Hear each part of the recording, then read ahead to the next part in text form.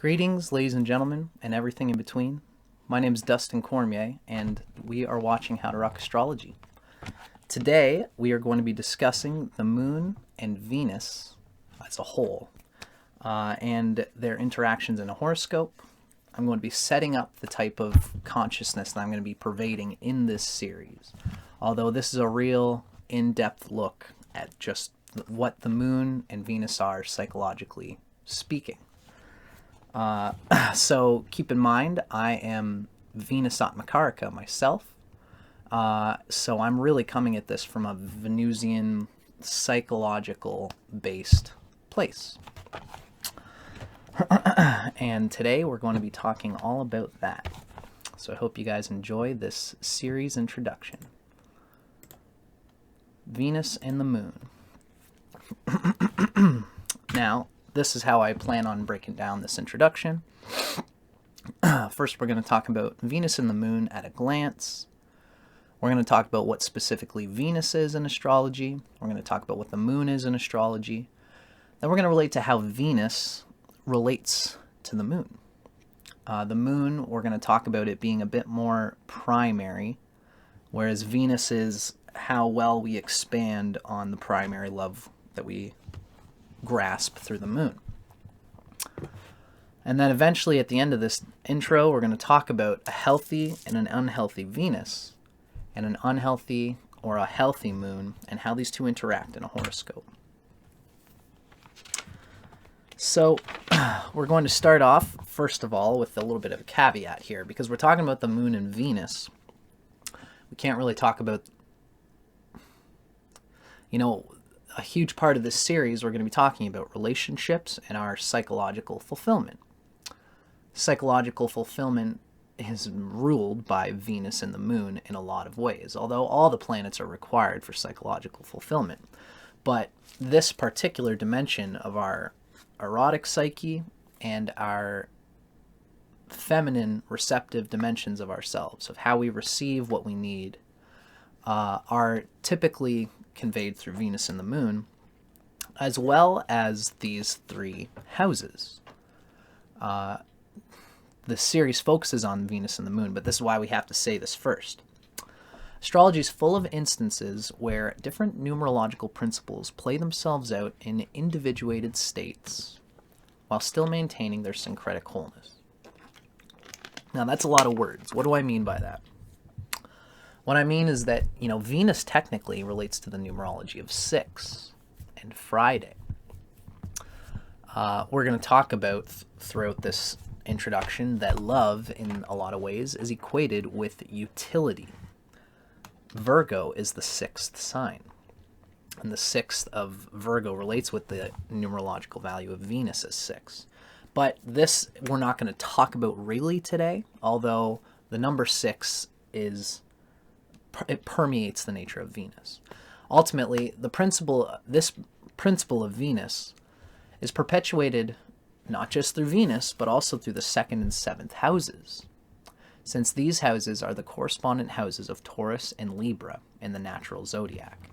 So when you're talking about your lover and how you deal with your lover as through your own erotic psychological resources, and how your psychological foundation is made up, tends to come from the 2nd house and its lord, whatever is the planet that rules the 2nd house. As well, the 7th house tends to be the nature of the partner that we tend to attract, and how good they are for us, and whether their nature can blend with our nature. That's the 7th house defines this. The houses tend to represent the reality external to us, whereas Venus and the Moon is our attitude towards it. So this is the same thing with the Moon. Technically, the Moon presides through the numerology of the number 2 and Monday, i.e. Moon Day. It's a nice little note that the Moon is exalted in the 2nd sign of the natural zodiac, Taurus. But ultimately, what's being said here is that the Moon is perpetuated through the 4th house, since the 4th house is the correspondent house of Cancer in the natural zodiac. So you really can't talk about the Moon and how you relate to it without considering your fourth house, the planets in it, and the dispositor, the house lord, the planet that rules your fourth house, the fourth sign from your lagna, from your rising sign. So these are important things to consider. This should be a general note for anybody watching videos on YouTube.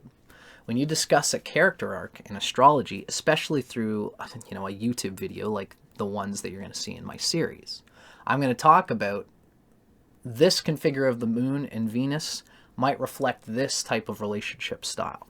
But remember that there's always more to relationships. There's more to any human dimension than just these few figures of astrology, than just Venus and the moon. If you really want to talk about your relationship, you have to consider even the sun and the seventh sign from it. You have to consider the swamsha, that is the Atmakaraka placed in its Navamsha chart, the sign that the Atmakaraka falls into in the Navamsha chart, as well as the seventh from the swamsha. You have to talk about the Darakaraka, that's the planet with the least amount of degrees in your chart. You can find more information about this stuff everywhere on Google, etc. That's a Jaimini Karaka technique, the Darakaraka and the Atmakaraka.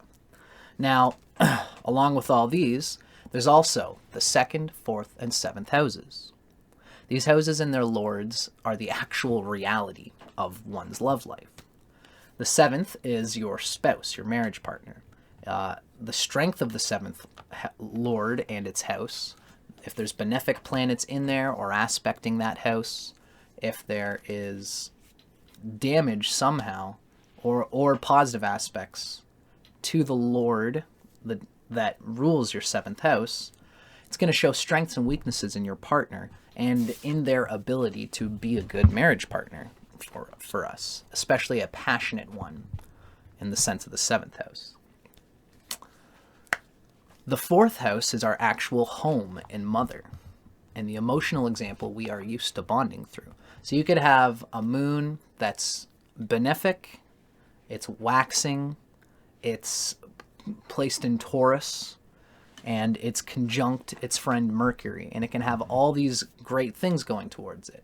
But if you have a difficult fourth house, difficult planets in the fourth house, or the fourth house lord has some kind of obstruction or a bad aspect or a bad difficulty, then the mother that you actually experience in this lifetime will set an example that your emotional attitude has to perpetuate through. And no matter how well disposed you are to your own emotions, you still got to deal with that example that your physical mother left you as your fourth lord, as your fourth house is your mother, right? So there's the physical dimension of astrology through the houses, and then the planets are like our attitude towards that. So the second house represents our wealth, our homestead, and our erotic psyche, and the things that happen to us in childhood that either support or obstruct a healthy erotic and attractive erotic psyche. You guys can still see me here? Yeah, good. Okay. So, keep this in mind whenever you discuss the emotional reality conveyed through Venus and the moon. All the numerologies of 2, 4, 5. 5 really relates to romance and our essential self.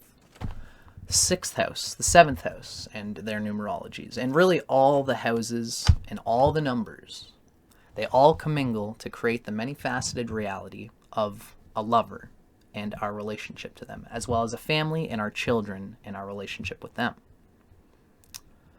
And friends, too, because there are many people who have a wonderful Venus and moon, who have fulfillment inside of their soul, and they didn't feel the need to have a family. They might have a lack of Jupiter or 5th house things, but they still get their inner fulfillment. I digress, So ultimately, all of these things have to be considered when you're thinking of your relationship with your partner. It's unwise to fully identify with any single facet of astrology. There will always be something that can slightly contradict or alter the reality of it. This is why it's always recommended that you actually get yourself a good astrologer who can convey the data to you properly so that you're not just grasping at all the different bits of data without knowing which is the important data that relates to your experience. That's why a good astrologer not only knows the data, but also can talk with you about how you relate to the data. But I digress. Something that's always important to think about. Now, let's give ourselves short thrift. What is the moon and what is Venus? The ideal, I'm talking about these two as a general archetype of fulfillment and emotional stability and wellness. Having a vessel, the moon and Venus both resonate with the fourth house and with the vessel that carries us to what our inner nature, our sun, and our great aspirations, our Jupiter, and our skills, our Mars, is capable of manifesting. These planets are the vessel, the vehicle, the emotional reality that we sit in. And when they are expressed at their best, we can imagine what it would have been like in order to see the ultimate expression of our emotional nature in general, what we call water in the Panchatattvas. The ideal is that, think about in the golden age of rishis and sages. These folks, thousands of years ago, they lived in caves. They were into yoga in the deepest ramparts of history. We're just putting ourselves in the space of ancient rishis. They sought bliss within themselves. Once they discovered Amrita, the bliss of self-realization and samadhi through meditation, which is something that both the moon and Venus can bring. In fact, you need both of these in order to attain samadhi. We need an openness to the self that wants to enjoy self-knowledge, that's the moon, and then we need self-knowledge, which is Venus. So in any case, if you could discover your own self and make yourself happy and equalize your needs through meditation, then you can abide with marriage relationships, career, and family wealth management, even with a lover that you might be critical about or might not think is all that perfect. You can abide in that with detachment. And you'll use your marriage, your career, your family wealth to extend the power of the inner happiness that you have gained through meditation or through self-realization, ideally. So this is kind of going to say that the moon is our needs, and again, it's kind of primary. This is sort of what I'm trying to build here. If you have your needs met, then your enjoyment is enjoyment, and you won't let your attachment to enjoyment mess with your feeling that you have what you need. So the moon is primary. The ancient ones were householders and normal earthly people. They provided what was needed for their family through the moon. If you have a good moon, then you will have the instinct to grasp what you need for yourself, and your family will be considered a part of yourself as a single unit. So you will take care of what is needed. And, although if you don't have Venus, then you might not expand on enjoying it all that much. But ultimately, if you take care of your needs, your personal needs especially, you can become whole within yourself. The ancient rishis became whole within themselves by tuning into the moon. Then they experienced the ups and downs of their romantic and marriage relationships without expectation or urgency. And that is what a healthy moon does. It doesn't have an idea or an expectancy or an urgency to its emotional grasping. Now, unconditional love is the purest love. A lack of expectation is the calling card of purity for the moon and Venus. And when they work their best, when our erotic and emotional psychology is working at its best, we have an unconditional sense of bonding with the other person, and we don't expect things from them per se. What we do, we expect things from ourselves is what we should really be seeking. If we look within ourselves, then we can find our simple needs, or whatever our needs are, in the partner through self-love. And that way the partner can kind of just be what they are, and they won't feel pressured to entertain us and to make us feel better. And then they will value and appreciate the bond of nurturing without needing to try. So this comes from being whole and satisfied within ourselves, from having what we actually need. So someone with a weak Venus can still hold a marriage if they've got a good moon. They will provide for their family without expectation, as though they were taking care of themselves. The moon grasps the needs of the self, seeing one's family or one's partner or one's friends or one's tribe as a unit. By doing something good for a friend without asking for anything in return, you're really just doing something good for yourself.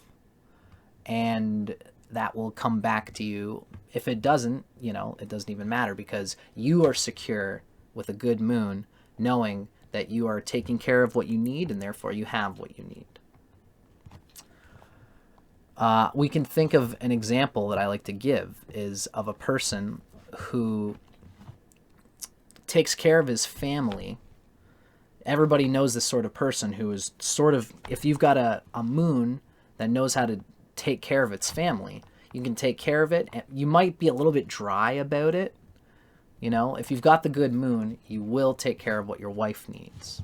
You will give your wife or husband the time they need to do what they want, and also the emotional affection that you know that you need and that they need in order to keep the relationship together. Now, Venus is the sense that I am me and you are you, and we are two individuals in this relationship. Venus playfully enjoys the individuated ego of each person within the family unit or the partnership unit or the tribe, right? So Venus can kind of be cheeky and can kind of get its own enjoyment and knows what its enjoyment is, so that the other person in our life or the other people in our lives can enjoy our enjoyment, as we're going to talk about. Think of it this way. The moon is milk. Venus is sweets. Imagine living on only sweets. Imagine if the only two foods there were was sweets and milk. Sweets are, they're kind of rajasic. They're delicious and they kind of rev us up, but they don't actually have any nutriment in it. It's kind of a superficial sort of level of enjoyment. Now, the moon is milk, and milk actually has a bit of sugar in it.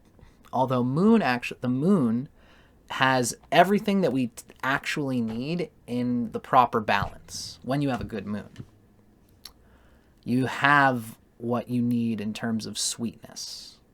You have what you need in terms of protein, in terms of financial wellness, and you have a partner who adjusts to their lives to fit your emotional nature so that you can successfully have emotion, purge your emotions, change your oil, and have an emotional release so that you can wake up the next day and get your money and get all the things that provide for your family. So the moon technically is milk. It will give you everything that you need.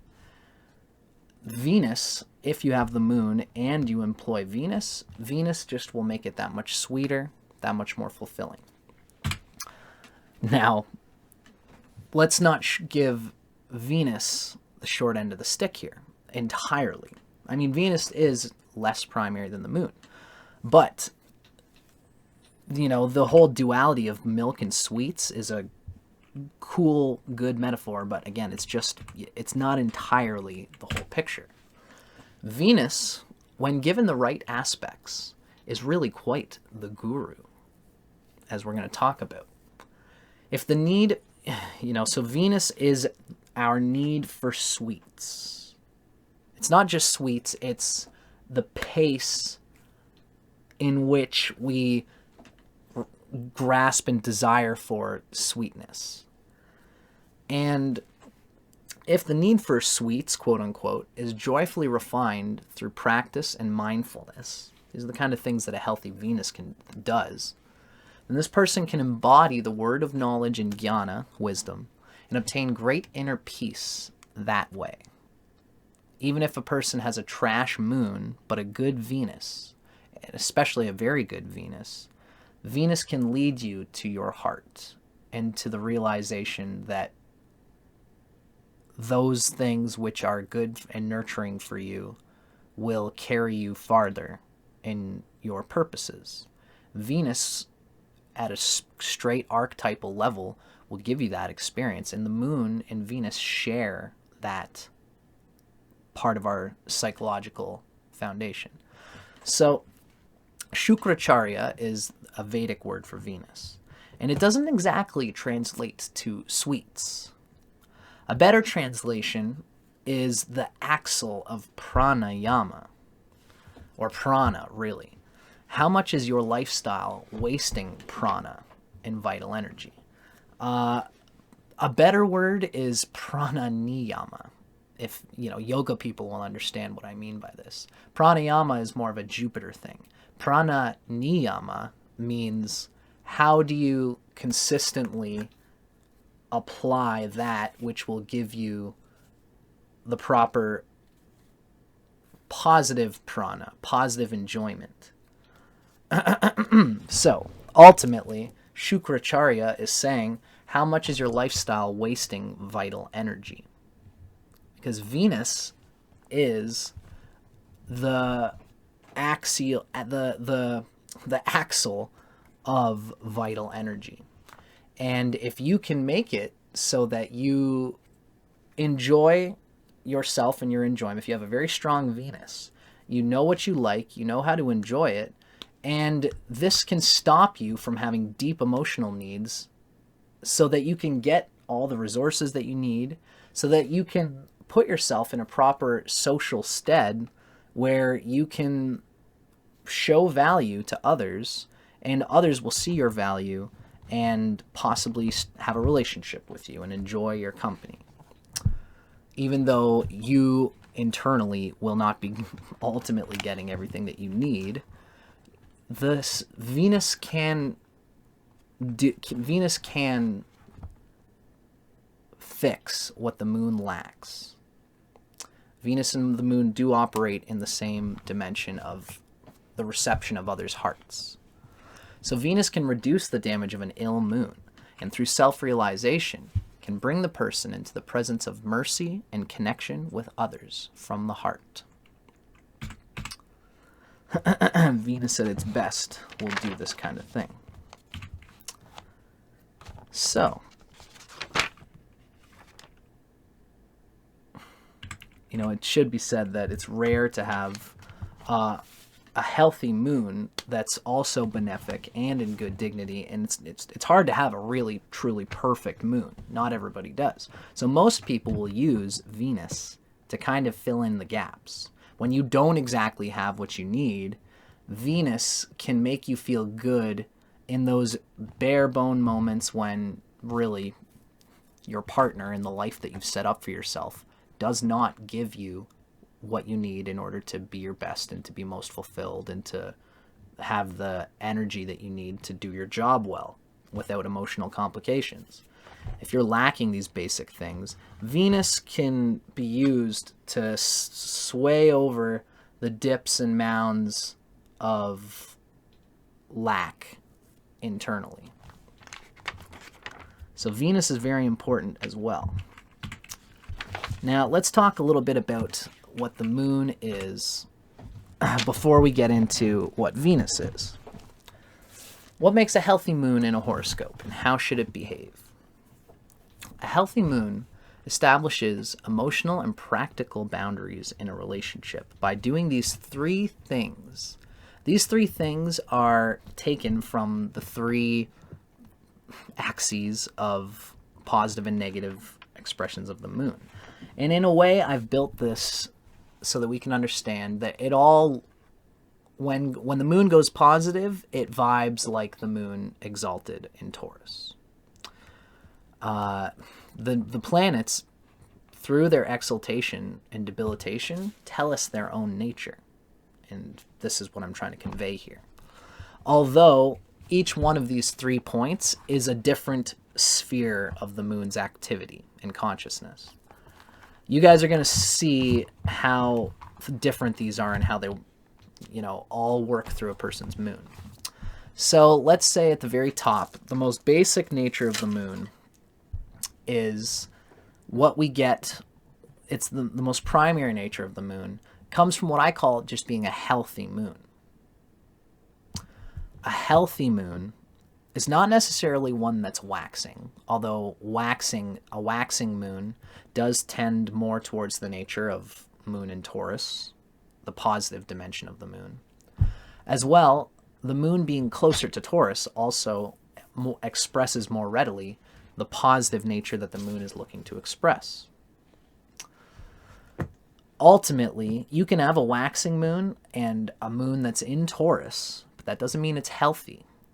Because if the moon has if it's in the 11th house where it doesn't, if it's in an evil house that causes it difficulty, like the 6th or the 8th or the 12th or the 11th or the 3rd, if it has ill aspects from malefics, especially the best example I can give is if it's conjunct something like Saturn, for example, because Saturn is the one planet that can be an enemy to all planets by being conjunct. So the moon is very adaptable, actually. It can be conjunct any planet and not be damaged, except for Saturn. So you could have the moon is waxing, could be enjoys social things, and it's close to Taurus, meaning it has realistic needs and desires, and if it's unhealthy, if it's conjunct Saturn here at the top, it's still not going to enjoy its love nature. It's not going to really, it could have a good partner. It could have a good family. It could have a good mother who pushes it to be nurtured and to nurture back. But with a crappy moon that's conjunct Saturn or has some other affliction, it's not going to trust its own needs. So it will question whether it is allowed to engage in emotional love right from the start, because it instinctively feels like, I don't want to need it. I don't want to need love. That's an unhealthy moon. I feel safer feeling bad because it's easier to feel bad. Because feeling bad comes from, myself. If feeling good comes from others, then I shouldn't lean on others. That's an unhealthy moon. A healthy moon trusts its own needs. It doesn't question or ask permission to engage in emotional love. It accepts the nature of its need and trusts it. So, for example, if it is a waning moon, and it's a little bit mean, and it likes to kind of poke and prod its partners. If it's healthy, then it's going to get a partner who can vibe with that, who vibes with the protective nature rather than the nourishing nature. That's a waning moon, is more protective than nurturing. You could have a moon that's in Scorpio, and it could be very self-centered. It puts more intention on building its own self-expression than building a life with its partner, which is not conducive to attractiveness. But if it's a healthy moon in Scorpio, even if it's waning, it can still get the type of love nature that it needs, because it trusts that it's okay that I'm a solitary type of person. It's okay that I need time to myself, more time to myself than most people need. That's a debilitated moon. So you can have a debilitated moon, and it can still be strong and healthy.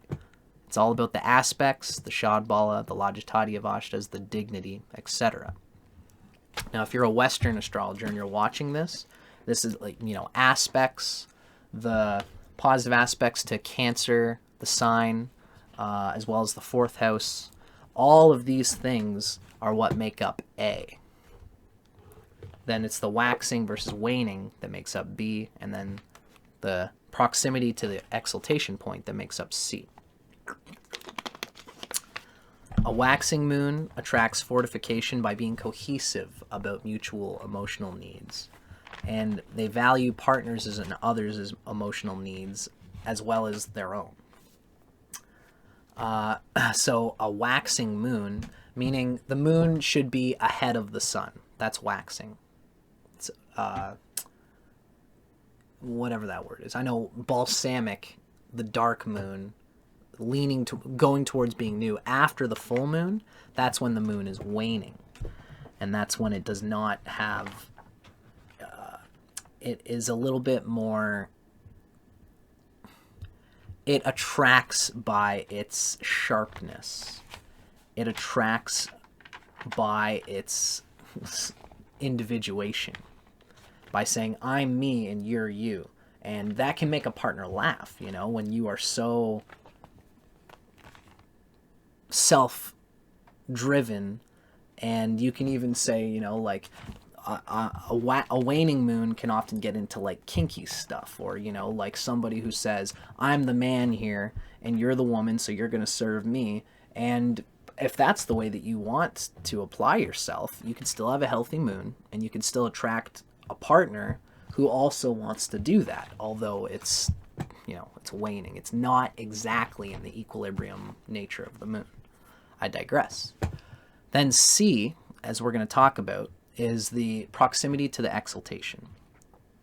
And the moon in Taurus, or closer to Taurus, they get their emotional needs met in a balanced way from their partner and from their family and from their friends and their tribe, as well as the world outside of their partner and their family and their tribe. So because they get a lot of needs and emotional enjoyment from their own world, when they go to their partner, their needs for them are realistic and attainable, and they know intrinsically what is good for bonding because they think about it. They think about how they can fortify the bonds that they have with the world outside of them. The moon in Scorpio spends all its time thinking about how I can protect myself, how I can gain more power for myself, in order to possibly entertain my loved ones, you know? If you've got like a Cancer rising or somebody who has an important element of the moon in their career or in their self-expression, then this will be somebody who, you know, if the moon, even if it's in Scorpio and the moon is important in the person's chart, it's going to be important for them to be the savior in the family or to do a lot of work that the family enjoys. Now, the family would ultimately prefer that everybody gets to be a part of what dad or mom is doing, but with a moon in Scorpio, that person has an individual way of enjoying themselves and being their best self outside of the family's, you know, ability to be a part of it. But that doesn't mean that, you know, if that person, that parent, or that partner has a healthy moon, then they will keep that family who appreciates this rather selfish bonding style, right? So healthy moon means you can accept your bonding style. And, you know, the waxing versus waning and the proximity to Taurus shows the bonding style. Whether it's selfish, meaning not in the nature of the moon, or joyfully affectionate, which is more of the nature of the moon, abundant, seeking to share it. This is the nature of the moon, fearlessly adapting and pouring itself out into the opportunities all around it. Really, the psychology of the moon has more to do with the axis of Cancer and Capricorn, obviously. The moon relates to finding a balance between our rigid survival and instinctive rationality, it's Capricorn, versus adaptation and really consumerism. Capricorn is not one to joyfully consume. It wants to hold its resources in order to carry them the farthest. Although because of that, you know, the moon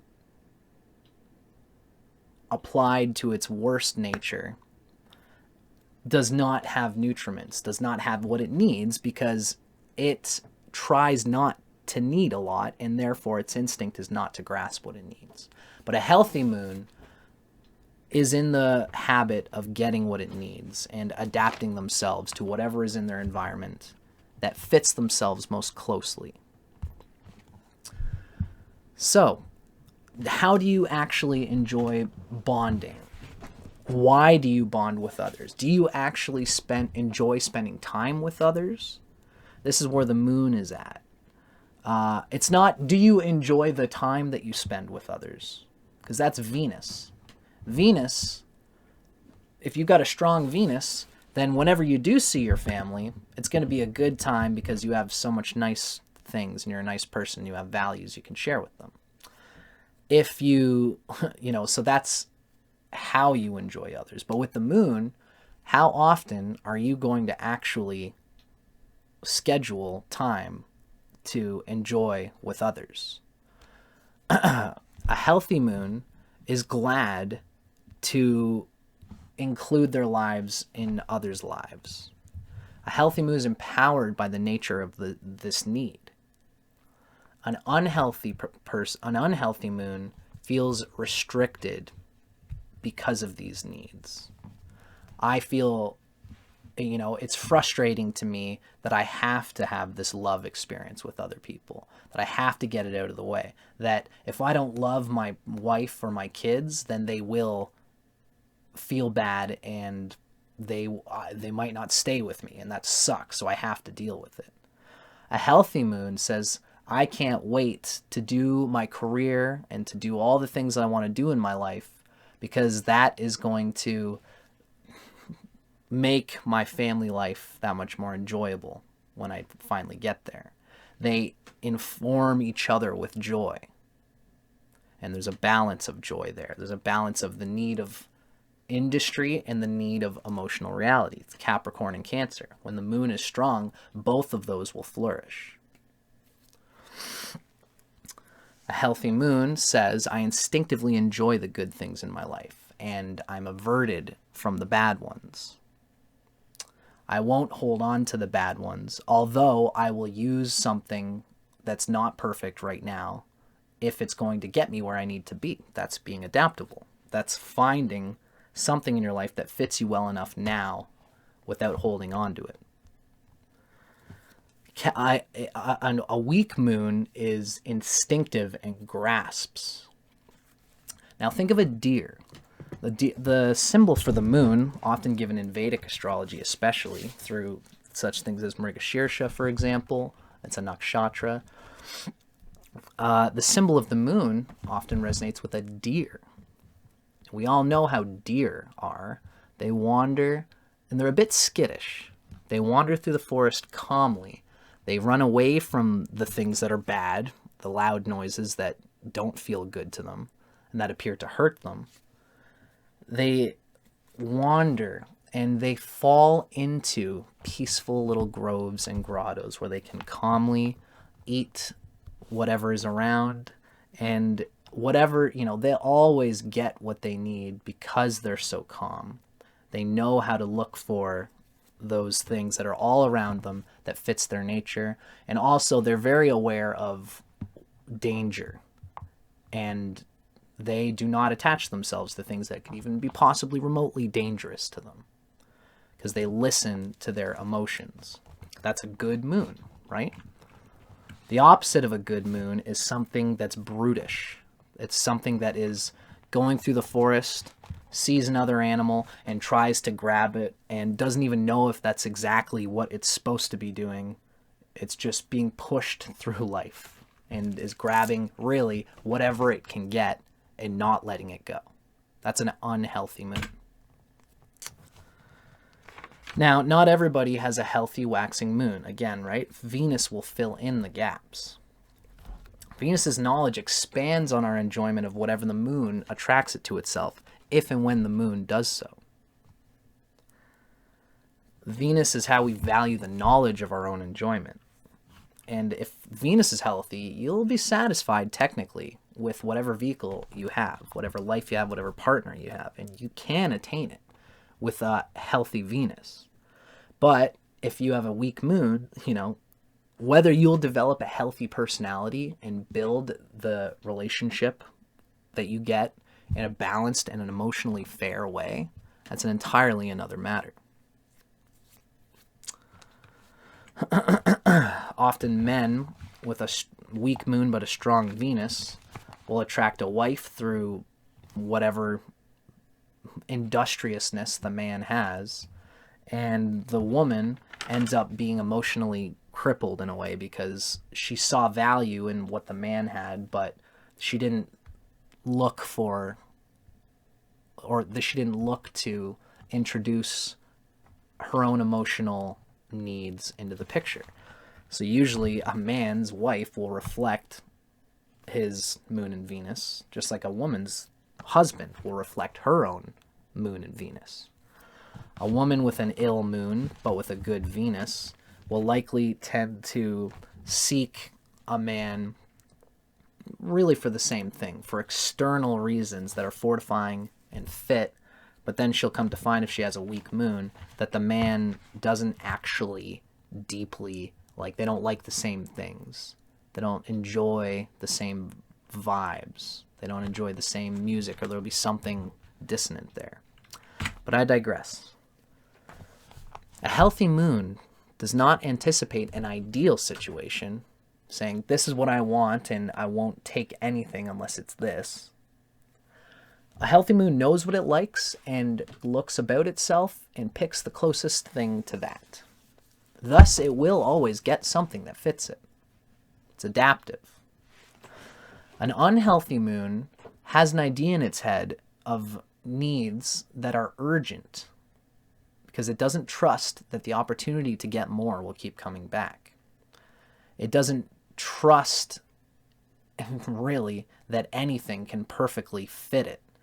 And so instead of thinking of how, the closest thing that does fit it, what it says is, what is not going to leave me? It's like when you see a couple who's settled in a relationship, not because they love the person, but because the other person won't go much farther than them. You can see this thing a lot. A lot of couples will stick to each other, not because they're perfect for each other, but because that other person probably can't get much better than me, and vice versa. That's an unhealthy moon. It takes what it can get and it holds on to it long past its use. So the sign, house, and aspects of the moon show whether we naturally trust our own needs, whether we can attain them, and whether our needs are realistic and common to others, abundant, and as well as what all of this will look like by sign, house, etc. The moon is more emotionally primary than Venus. Venus is really more about healthy social cues and reception and social behavior. Although conducting these things well with another person can give you emotional release. If we are unhappy and we have a weak moon, our behavior a good Venus can still win us a lot. But whether we will find internal peace from those things is another matter. This is the type of person, if you got a weak moon but a good Venus, you can throw on big festivals and lots of people come and they bow and they say, you are such a good man. And they say, thank you for doing this music festival. You worked so hard your whole life and now you're putting on this festival for free for us to have music, and we all love you so much. You have a whole room full of people putting their hands into yours and saying thank you. And that's emotionally satisfying, especially if you can consistently do that. People will love you. But if you don't have a peaceful family situation, or if you're not identified with the partner, if you don't have people in your tribe who you're going to go home to after that superficial handshaking, you're not really going to have the sense of finality or peace that you think you do. Even though this festival thing seems to be pretty solid and final.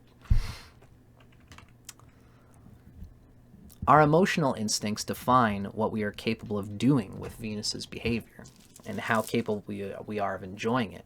So since the moon is more primary to Venus, this is a very important concept in Vedic astrology. Ernst Wilhelm talks about the logitati of ashtas as being a very important primary arbiter of what we can do as astrology students or as somebody who's interested in self-realization. The logitati of ashtas, it's the angles of friendly planets versus enemy planets and their relationships to each other. That is a very critical part of Vedic astrology. Now, Venus has, the moon has no enemies, which means when the moon is conjunct Venus, the moon is not bummed out. And it's because Venus is a more primary egoic grasping factor. When the moon and Venus are conjunct or they're aspecting each other, and there's different aspects, but especially the conjunction is the best way to say it. But even when Venus is in Cancer, Venus's nature is, it looks to have its own needs as a value. Meaning, it's like, it's kind of like, come on, mommy, it's like the moon will say, you get to enjoy babying me today. And I'm this baby, and we both know that I'm going to enjoy the heck out of that. And the partner enjoys babying the person away, but they ultimately feel like they are not getting, the Venus person in such a situation isn't getting as much out of it. Ultimately, the point here is that the moon can starve Venus, but Venus cannot starve the moon. Our emotions can obstruct our social behaviors, but our social behavior is not going to overtake our basic emotional needs. You could have, again, many, things lined up where you've got like this festival, or you're a rock star and you got to go to this festival or this thing and be a rock star and play guitar and whatever. And people will love you for this thing that you're doing. But if you don't have a good moon, if you're not taking care of your basic needs and keeping yourself in a pace, then you're just going to you're going to get chewed out by all of this superficial love that you're giving and getting from people. But if you've got like diabetes, or if you've got like a basic need that is getting out of control, you will have to stop the social engagements. If you are so reckless in your marriage and emotionally reckless, you could keep trying to buy your wife or your husband, keep trying to buy them with your Venus, but if they feel at some level that their needs aren't being met because you are not inclined to take care of your own needs, which means that's going to reflect in the partner. You're not going to take care of your partner's needs. They are not going to get their emotional needs met, and then you can buy them out as much as you want. But if their emotional needs aren't being met, they might just cut you out. And this is the kind of thing that happens when the moon starves Venus, is that your emotional needs are being met, but you're not considering the other person, the other social, your partner. So that's just a breakdown of its own. Now let's talk a little bit about Venus. We've been kind of talking about the moon a lot. Now we're going to start talking about Venus. Really, Venus, an important way to describe Venus is in its relationship with Jupiter. Jupiter can delight to Venus, but Jupiter actually hates Venus. Jupiter can give good things to Venus, but Venus will take away from Jupiter. Now, in Vedic astrology, there's something important to be said that Venus and Guru are considered gurus. Venus and Jupiter is called Guru. Both of these are gurus. Shukracharya was the guru of the Asuras. Remember, it relates to sweetness and the number 6. Venus is like changing your oil. It's this axle of sweetness in your life. And, you know, the gross elements of human need, if you can take care of them, and if they are well apportioned, and if you do it in a way that feels good and satisfying, then there will not be a great need for more sweetness. Then you can focus your mind on the Jupiter things that you want to do in your life. So, you know, Venus, if it's not healthy, it will take away from your deeper aspirations of Jupiter. Venus's aspirations can be primary. If you don't have a great Jupiter, then at least you can enjoy your life and live it with vitality. And if you don't have a great Jupiter, there'll be a bit of a waste, because Jupiter is what you do with your vitality. Venus is the conservation of and proper delineation of your vitality. In ancient Vedic literature, the Asuras were once part of the idyllic paradise of Eden. So what are the Asuras? We're going to show you some pictures of these guys. The Asuras are these pig-looking, you know, weird, devilish-looking monster guys. And the Devas are the opposite of the Asuras. Jupiter is the guru, or the teacher, of the Devas, of the positive dimensions of ourself, of our superconscious. Venus is the guru, the teacher, of the gross human needs and earthly needs and even egotistical needs inside of ourselves. There's an ego inside of all of us, and you know, ignoring that ego is not exactly going to fix it. Who are the Asuras? Asuras are these figurations of gross human needs, like sex, food, rajasic passions, and temperaments. This is the unfolding of Venus. You know, alcohol can in some ways be related to this, you know, and indulgent foods and these sorts of enjoyments can be kind of here as well. The Asuras are generally considered to be demons, although, you know, it's right and it's not right. It's like we all have bad parts of ourselves, quote unquote. We have gross shadow aspects of ourselves. But if we consider it as bad, then we won't take care of it and it will grow. So these Asuras are demons per se, but they can be transmitted into angels in the same way that the Devas are angels that can be wasted in hedonic devilishness. The Devas relating to Jupiter. The Asuras relate to Venus. If you have a good Venus, you're going to take care of your gross human needs in a way that is perfect enough. So the thing about this world is that it will never be perfect.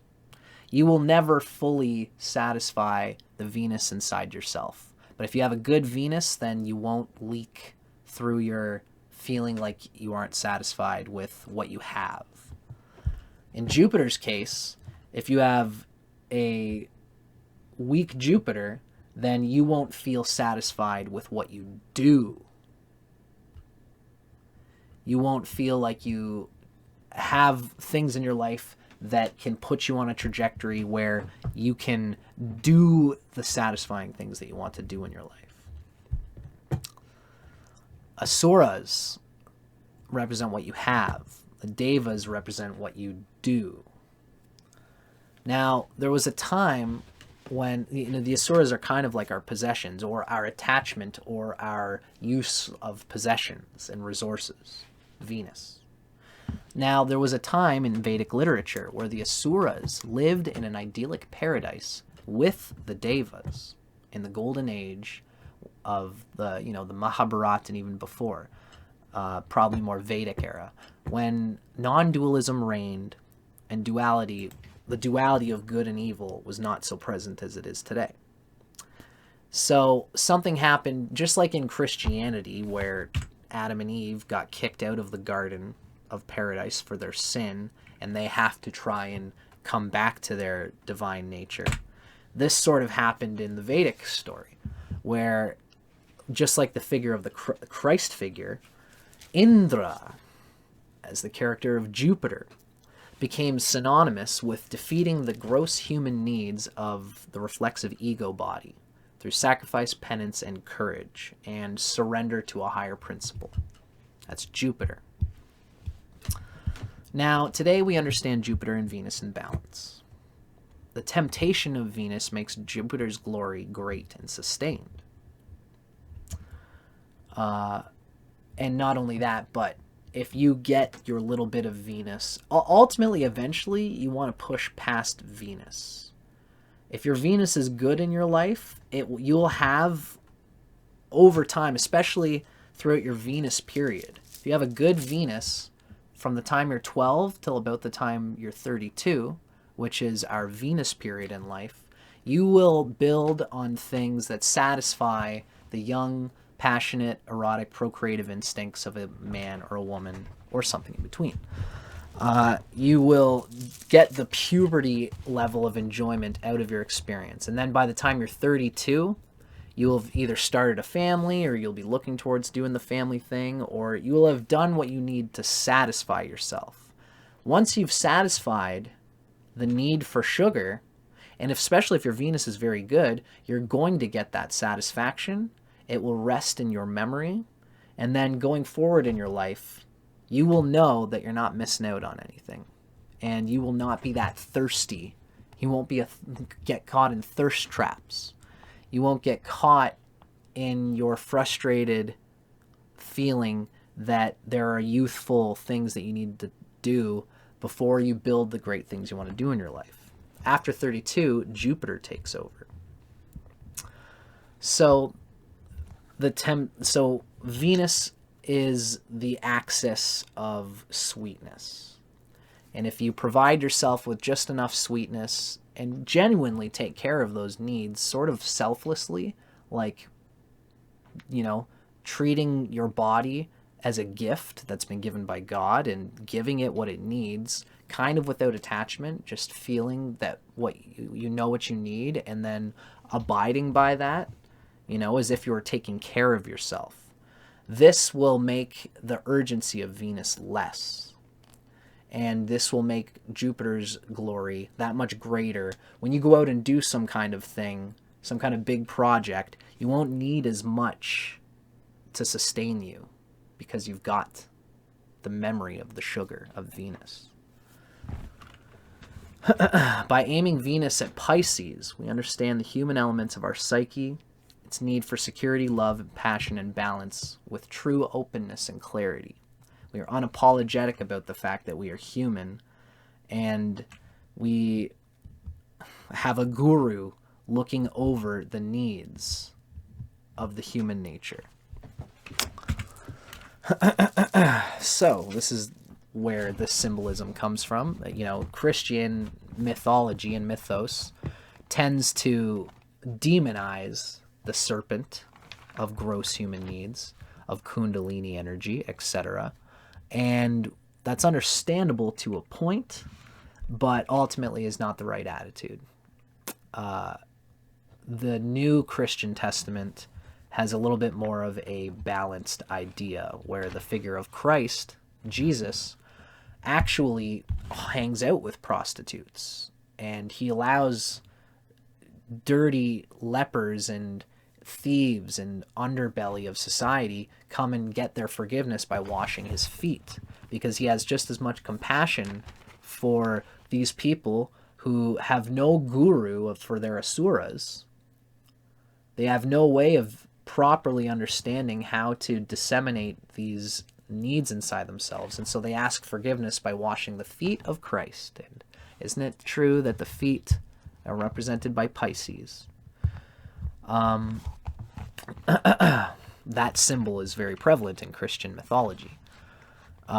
So ultimately, the New Testament has more of this vibe of understanding our gross human needs as, you know, the left arm to Jupiter's right arm. And they both are important. And, well, I think you guys see what I'm getting at here, right? Now, Brihaspati, Jupiter, was friends with Indra, and Indra was a Deva. It's the superconscious intuition of the Chitta Kundalini, which is killing the, there's a word for it, but, you know, Kundalini has two dimensions. It's the part that wants to kill the ego in order to aspire to divinity, and then there's the part that cheats on divinity like a whore. It cheats on its divine nature in order to instead love the earthly creation. Now, earthly creation and needs is the Asuras. And this is why the Devas and the Asuras always battled each other. This is why Venus starves Jupiter, is because the Kundalini being directed towards Apana, which is excretion, which is sexual energy going out, procreation, etc. That's Venus, and we do need to do that. And if Venus obstructs Jupiter, then we will be focusing on these basic needs when we're supposed to be focusing on letting go of the human body and the ego and opening to the divine nature within our superconscious intuition. This is just the duality of Venus and Jupiter. Ultimately, you know, this nature of Venus, which expresses earthly needs, is not something that we can just completely cut out. Even though it will obstruct Jupiter if it's conjunct Jupiter, or if Jupiter is in Taurus or Libra, these needs will get in the way of our highest aspirations. But just because that's true doesn't mean that we have to completely cut out Venus. The ideal situation is when Venus is over here and Jupiter's over here and they're not interacting with each other.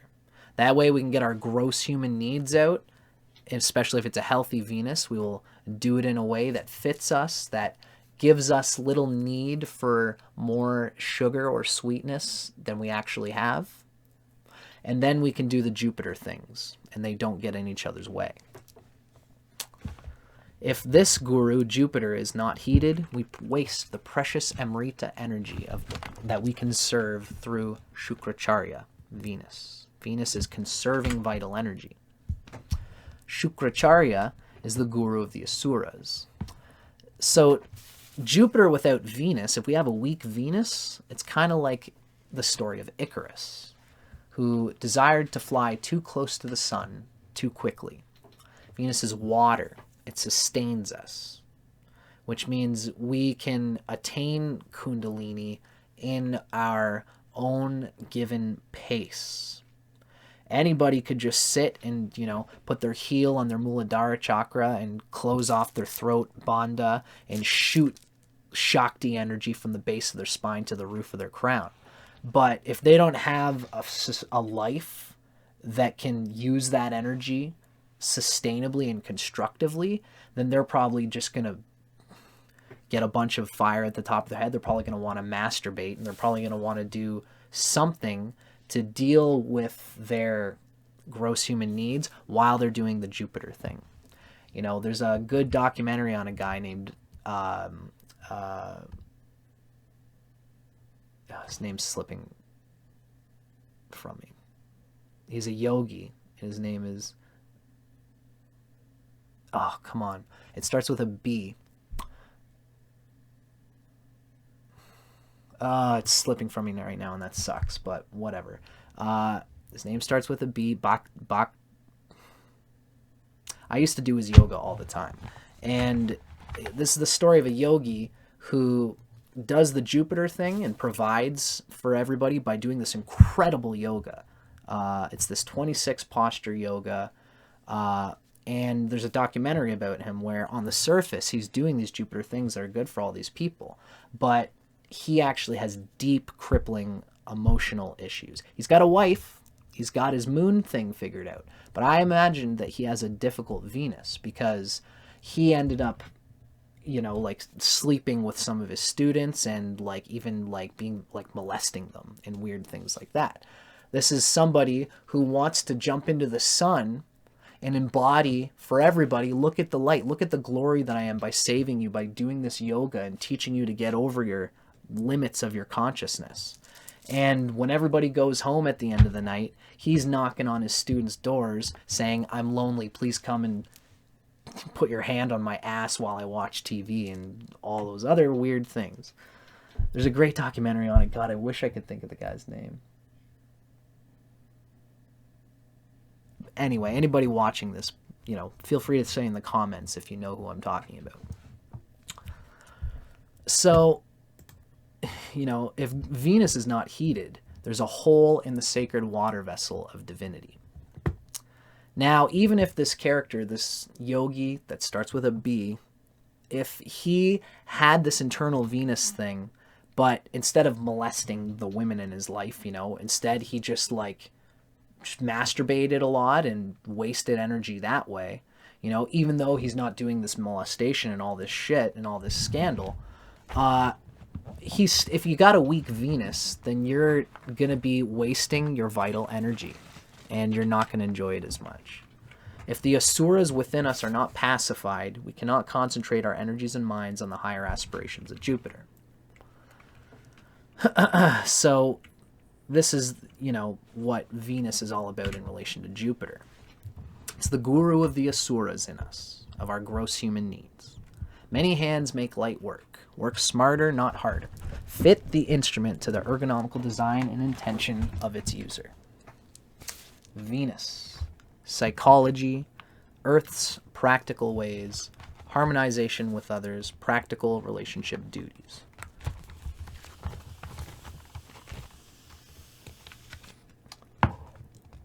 So,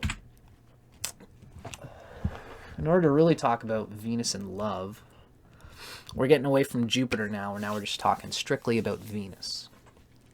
Especially as it relates to the moon. Venus and the moon as the feminine receptive enjoyment of our lives. Paramahansa Yogananda maintained, as Ernst Wilhelm has noted, that love really works on one presiding principle, and that is utility. It sounds incorrect, and I'm only a young man, I'm only 30 years old. I've felt and understood what Yogananda was saying by this, and I'm a Venus Atmakarika person, so I'm laying this out at 30 years old. Time will tell if I'm correct. But I'm getting this from Yogananda and Ernst Wilhelm. Utility, which again doesn't sound like Venus, especially because Venus is debilitated in Virgo, the utilizing, resourceful, mental, rational mind. But let's go through this a bit. The key word for Venus is often given as value, i.e., usefulness. I have value to somebody, and somebody else has value to me. It's Venus. Now, Venus is our vehicle, as they say, and how well we take care of our vehicle with detachment shows how in harmony our spiritual goals are with our material goals and our material reality.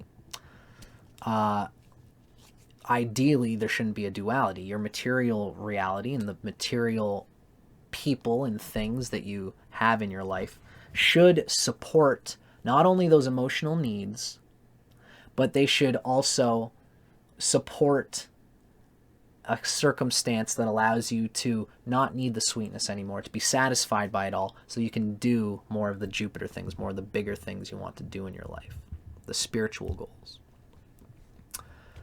Now, not everybody is exactly in line with our spiritual goals. But if you got a good Venus, they will be in line enough for you to do satisfyingly what you need to do. To love somebody truly means being willing to grow through each other's needs. And the sum of value or bliss will be greater than the effort needed to maintain it. Venus is providing mutual fulfillment towards others in life without trying, and then getting back more than you put in. How beautiful is it when, you're in a room full of people and you're a talkative person, and you feel like being the life of the party, and you know that just by doing that, some people enjoy the life of the party person, and they say, "Oh my God, wow, look at you go with this." Some other people are more quiet, and they just think that that person is just too much. I'm not that overly social type of person, you know, somebody who's a loner or just doesn't like to get all about the social being the life of the party. You know, if you are the type of person who likes to be this garrulous party goer, then you'll probably find a partner, if you have a good Venus, who accepts that nature in you and is probably a little bit like that themselves.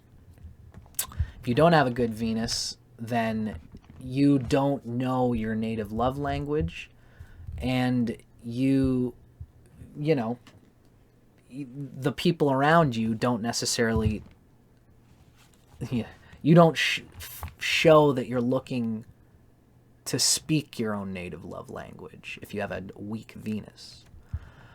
By having a strong, healthy Venus, you provide nourishment. You surround yourself with people whom enjoy you without you trying. Right?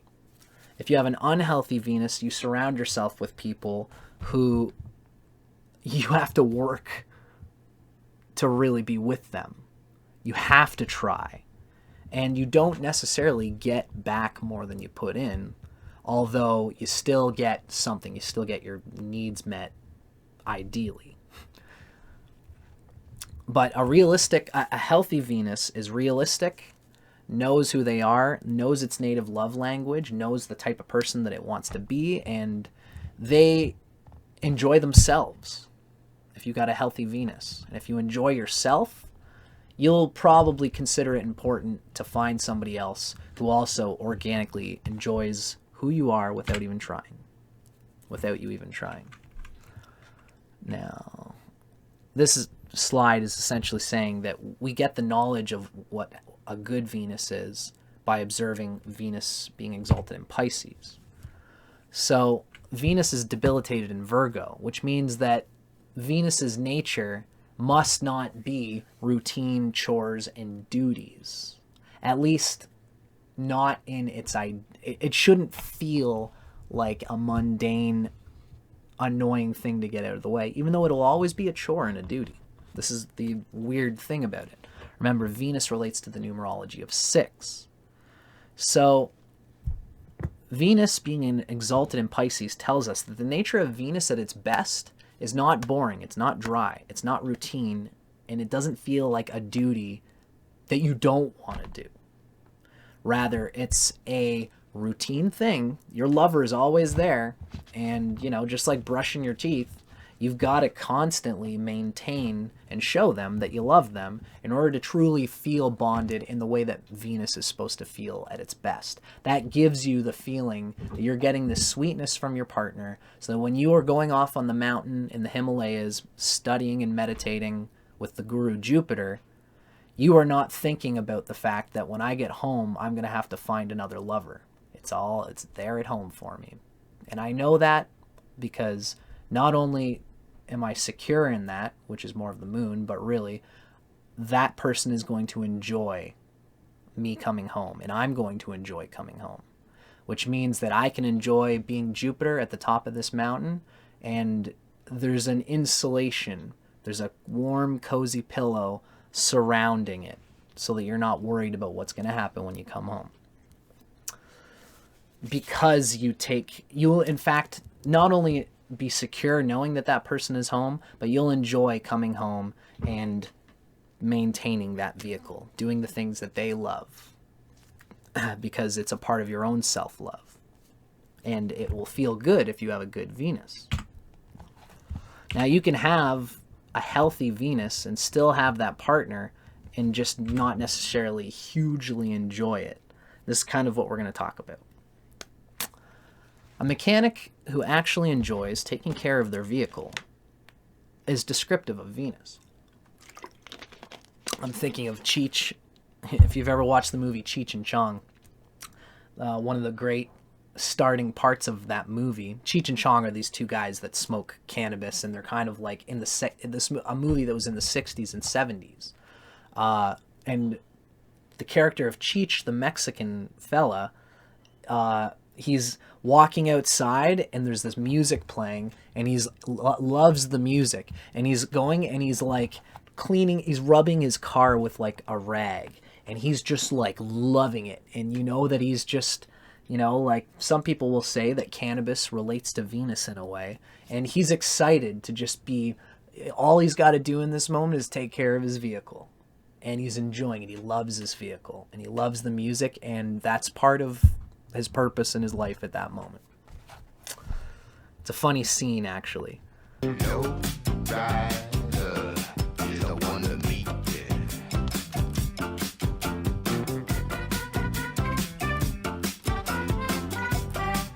Now, we can all enjoy taking care of the things that bring us happiness when we realize that those things are ourselves.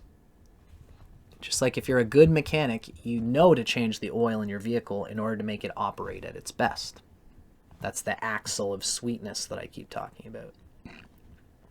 You yourself also have oil that needs to be changed. Sexual pun intended. Are you going to enjoy changing it, or will it be a chore? No matter how the nature of that vehicle is. If you've got a simple Venus and Pisces vehicle that's just all you got to do is put the gas in, take it out, or, you know, just you take it to the shop and you put oil in it, you know, is all of that going to be a chore? That means that you have an unhealthy Venus, even if it's easy, like Venus in Pisces. You know, you just tell your wife to go and take the car to the mechanic, and she'll come back, and, you know, that'll be that. You weren't even really a part of it. Are you going to enjoy changing it, or will it be a chore? You know, some people, like Venus in Virgo, has like a big tractor, and there's a lot of oil, all these little stupid annoying pistons, and, you know, it's like a diesel vehicle that is unclean gas that gunks up constantly, so you got to constantly maintain it. That's like Venus in Virgo. But if you have a healthy Venus, you can still enjoy changing that oil and maintaining that vehicle. The vehicle on Earth represented by Venus is ourselves.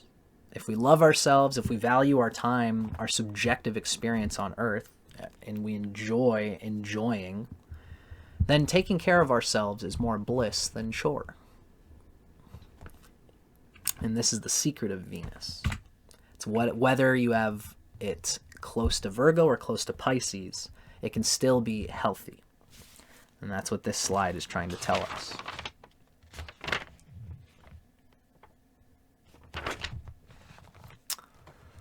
Now we're going to come back to this slide soon. I knew this would be a long video.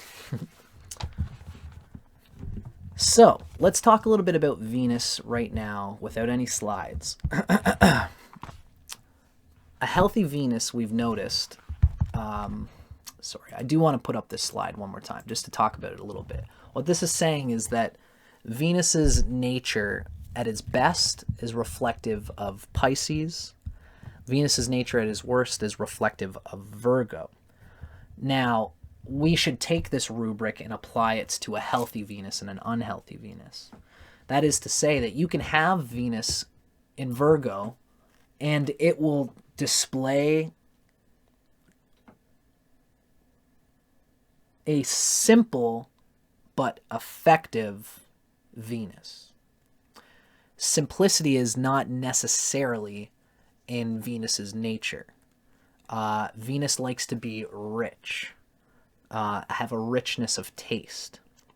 So whether your taste is rich or it's simple, you can have a healthy Venus that accepts that nature, or you can have an unhealthy Venus that does not accept your own taste.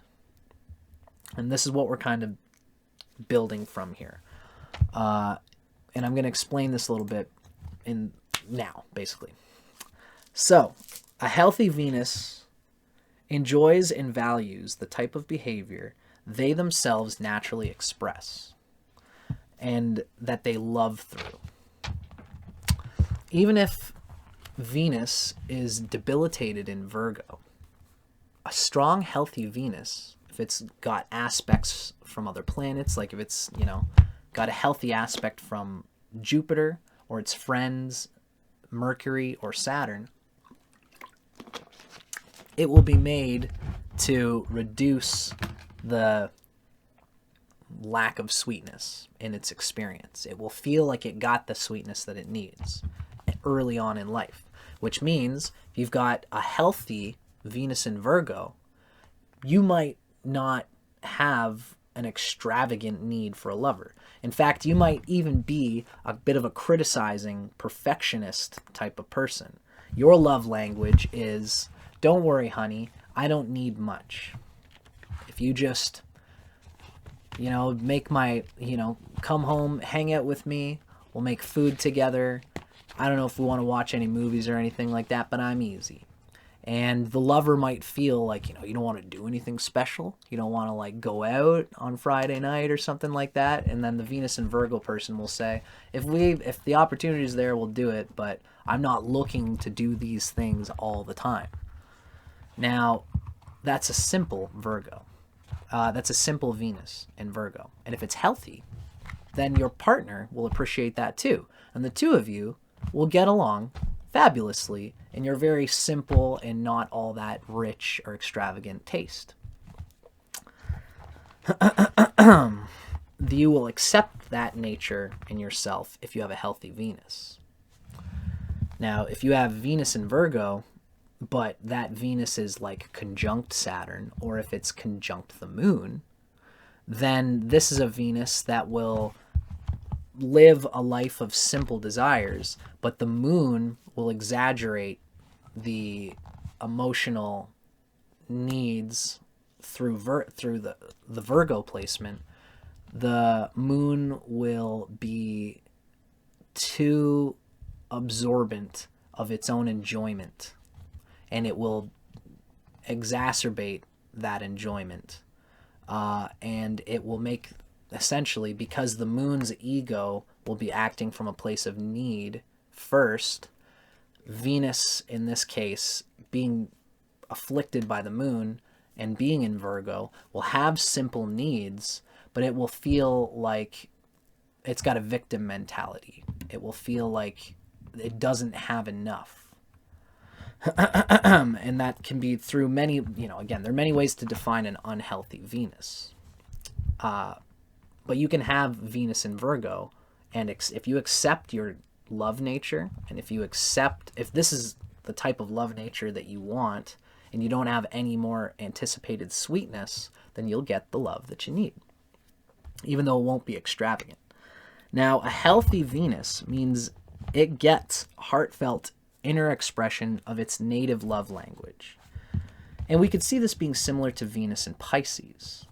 Pisces is ruled by Jupiter, relates to the self, and it relates to our preferred aesthetic and passion style, and it is big. It's expansive.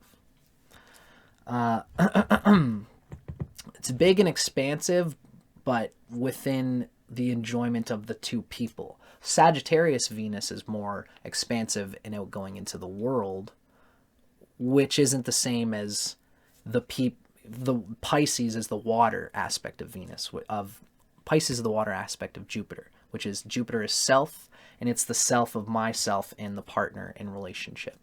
Finding the nature of the two, understanding it, and in particular, unfolding it. Being excited about unfolding this nature. It's like an enjoyment. It anticipates enjoyment and seeks to expand on it. Extravagantly or richly, as we say, right? You know, so this is me kind of saying in a way that, again, the nature of a healthy Venus can be expressed by Venus in its exaltation axis. An unhealthy Venus has an analytical understanding of its needs. It will not release control of its desire nature. It's not open to looking to expand it. It wants to keep it simple and uncomplicated. And an unhealthy Venus will not accept their own nature. They will try to fix, and they will try to fix their own taste, and that will always leave them lacking a specific direction for how they ought to be satisfied. Venus in Pisces has specific preferences, specific tastes, and it's open to the animal dimension of its taste. It is looking to unfurl its nature from within itself.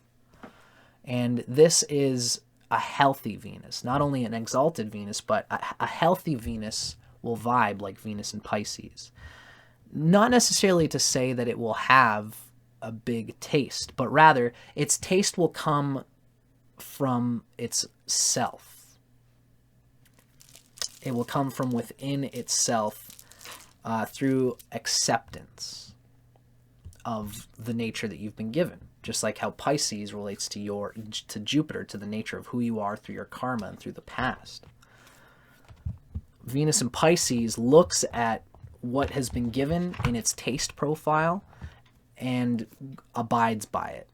Or that is to say, a healthy Venus sees the nature that has come through in the past and abides by it and accepts it.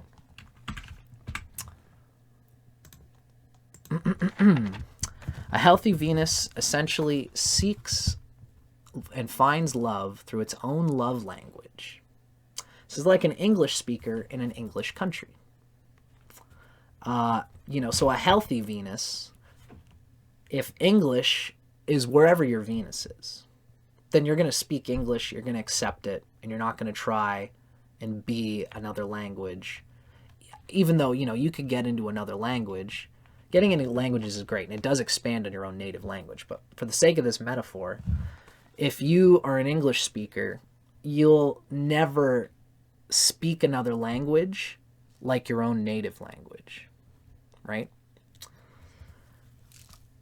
Now, a healthy Venus will meet someone who values that inherent love language style because you value it in yourself, and you're looking for someone to value what you value in yourself.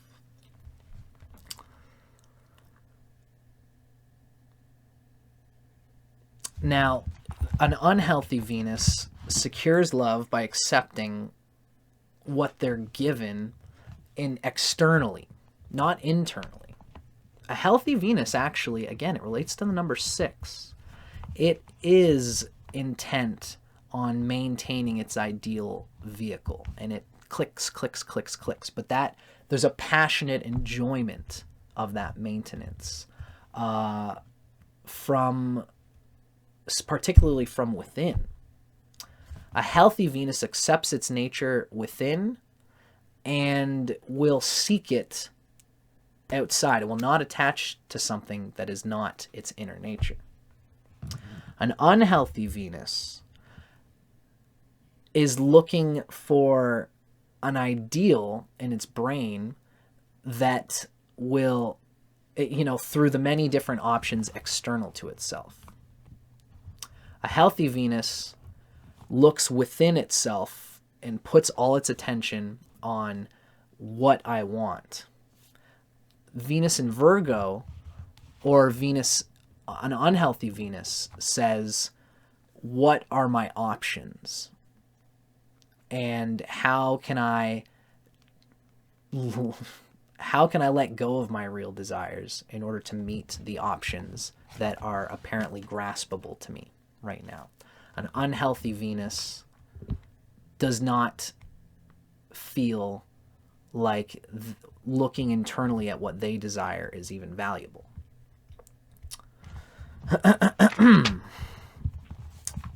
And so this is the nature of Venus. A healthy Venus in Virgo can still have an experience of self-love and self-worth, even through their criticizing perfectionist love language. They can be someone who enjoys their hobbies and their own time alone. They'll have people in their lives who find them enjoyable and valuable, even though you got Venus in Virgo. or in any other bad placement. If it's healthy, if it has good aspects, if that's good Lajatati Vashtas, good Shadbala, and generally strong, then they will enjoy their simple needs and desires, and they will find others who are also seeking someone who enjoys simple needs and desires, and even to expand on that simplicity, to expand on those simple things, to, spend cheap money on doing this routine thing that we know we both love so much.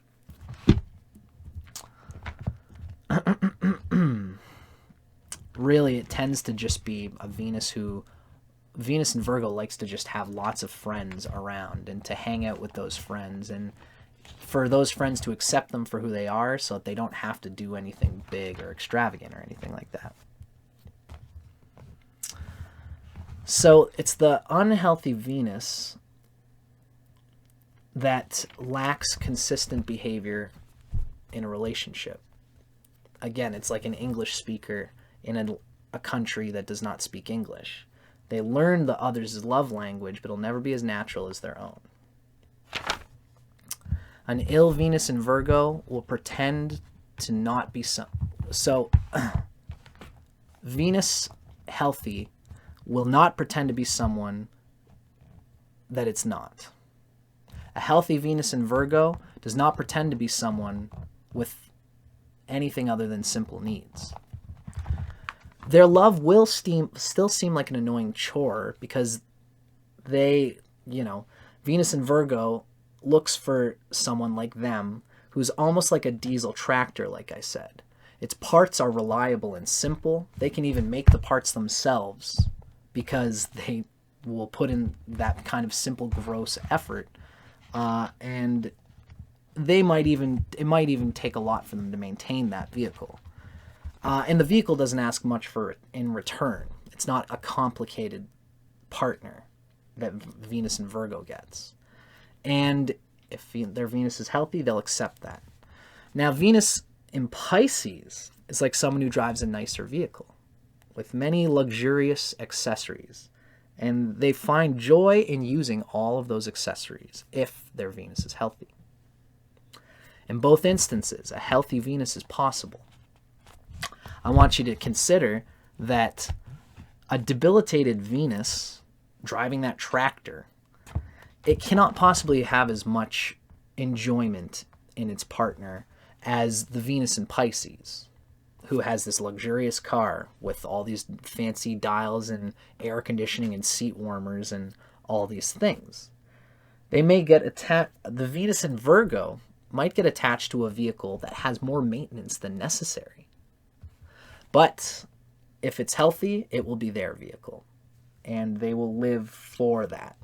The tractor needs a different oil. It's a grosser, baser, denser oil. It's got to clean the grills and the cutting blades and all the unnecessary things. It might not even be useful entirely for the person's purposes, but it is reliable at what it provides to that person's romantic and marriage ideal.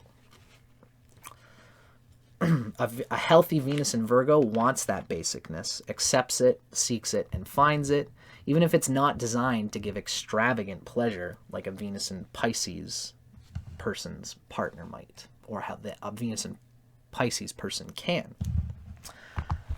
But the thing to keep in mind is that the more primary item here is a healthy Venus. You can have a healthy Venus no matter where it's placed. Imagine an unhealthy Venus in Pisces. This is a Venus that's in Pisces, but let's say it's conjunct Saturn, and it is trine to the moon. The moon being an enemy, its trine would starve Venus. Let's say Venus is in the 10th house where it's not quite as happy. Any sort of other affliction that you could think of for this Venus. If the Venus is afflicted in Pisces, then it will have, even with the extravagant bells and whistles of the person and their partner, they have a responsibility to enjoy those things, and they will feel like it's too much to maintain. They might not be good, they might not actually be good at dealing with whatever it is that they're dealing with. And it will seem like, again, they'll still be of the nature of a positive Venus. They will be an enjoyable person. And others might enjoy them in a way, but they will have the artifice of universally enjoyable things. They will know how to latch onto those and apply them in order to get enough enjoyment out of things. But they will still treat this extravagant vehicle like a chore. Now, what exactly do I mean by this? It's almost like they will waste energy with, you know, if your Venus is unhealthy, even if it's exalted, you will still, your desire for sweetness will overtake your actual satisfying enjoyment of the other things in life. This is the best metaphor I have for it. First, though, I want to show this once again, just so you guys can see where I'm at. All right? There's a difference between proximity to the exaltation point and general health for the planet. So this is the image that I have here, okay? I'm a musician, right? So imagine a person with a healthy Venus, again, who has Venus in Virgo. They have simple taste, and they're a musician. So let's say, or they love music. And if their Venus is healthy, they will love whatever simple music comes their way. This is a Venus in Virgo who says, you know, I like music. I consider myself a bit of a musician, or at least a music person. And a healthy Venus will not be snobbish about it. It'll just be simply that. I do enjoy music, yes. Now, what type of music does this person enjoy? Well, I enjoy the sound of my kettle on the stove, slowly bubbling, building until it reaches and it whistles. That is such a simple elemental sound of fire heating water. That is the type of music that I enjoy. Or, you know, like, imagine the type of music that some people might not consider universally palatable. Like, for example, I'm thinking of like a guttural old lady who's like an old blues, you know, woman from like the 60s who was, let's say, in the time when there was segregation happening of black people and white people. Got an old colored skinned black lady who's just stomping her foot and has a gravelly, gritty tone, and singing the songs of her people. And there's a graveliness in her voice, and she's not hitting any of the notes. She's not really an expert musician by any cultural standard, but she loves her music, and she is singing with genuine intent and passion, like a Gandharva, like somebody who just that music is pouring out of them. A Venus and Virgo person will enjoy listening to that because it's got emotion and it's got, you know, they accept their simple taste and they can listen to that and it will be good enough for them if the Venus is healthy. Now, as a musician, they really can't unfold their enjoyment of music like a Venus and Pisces person can.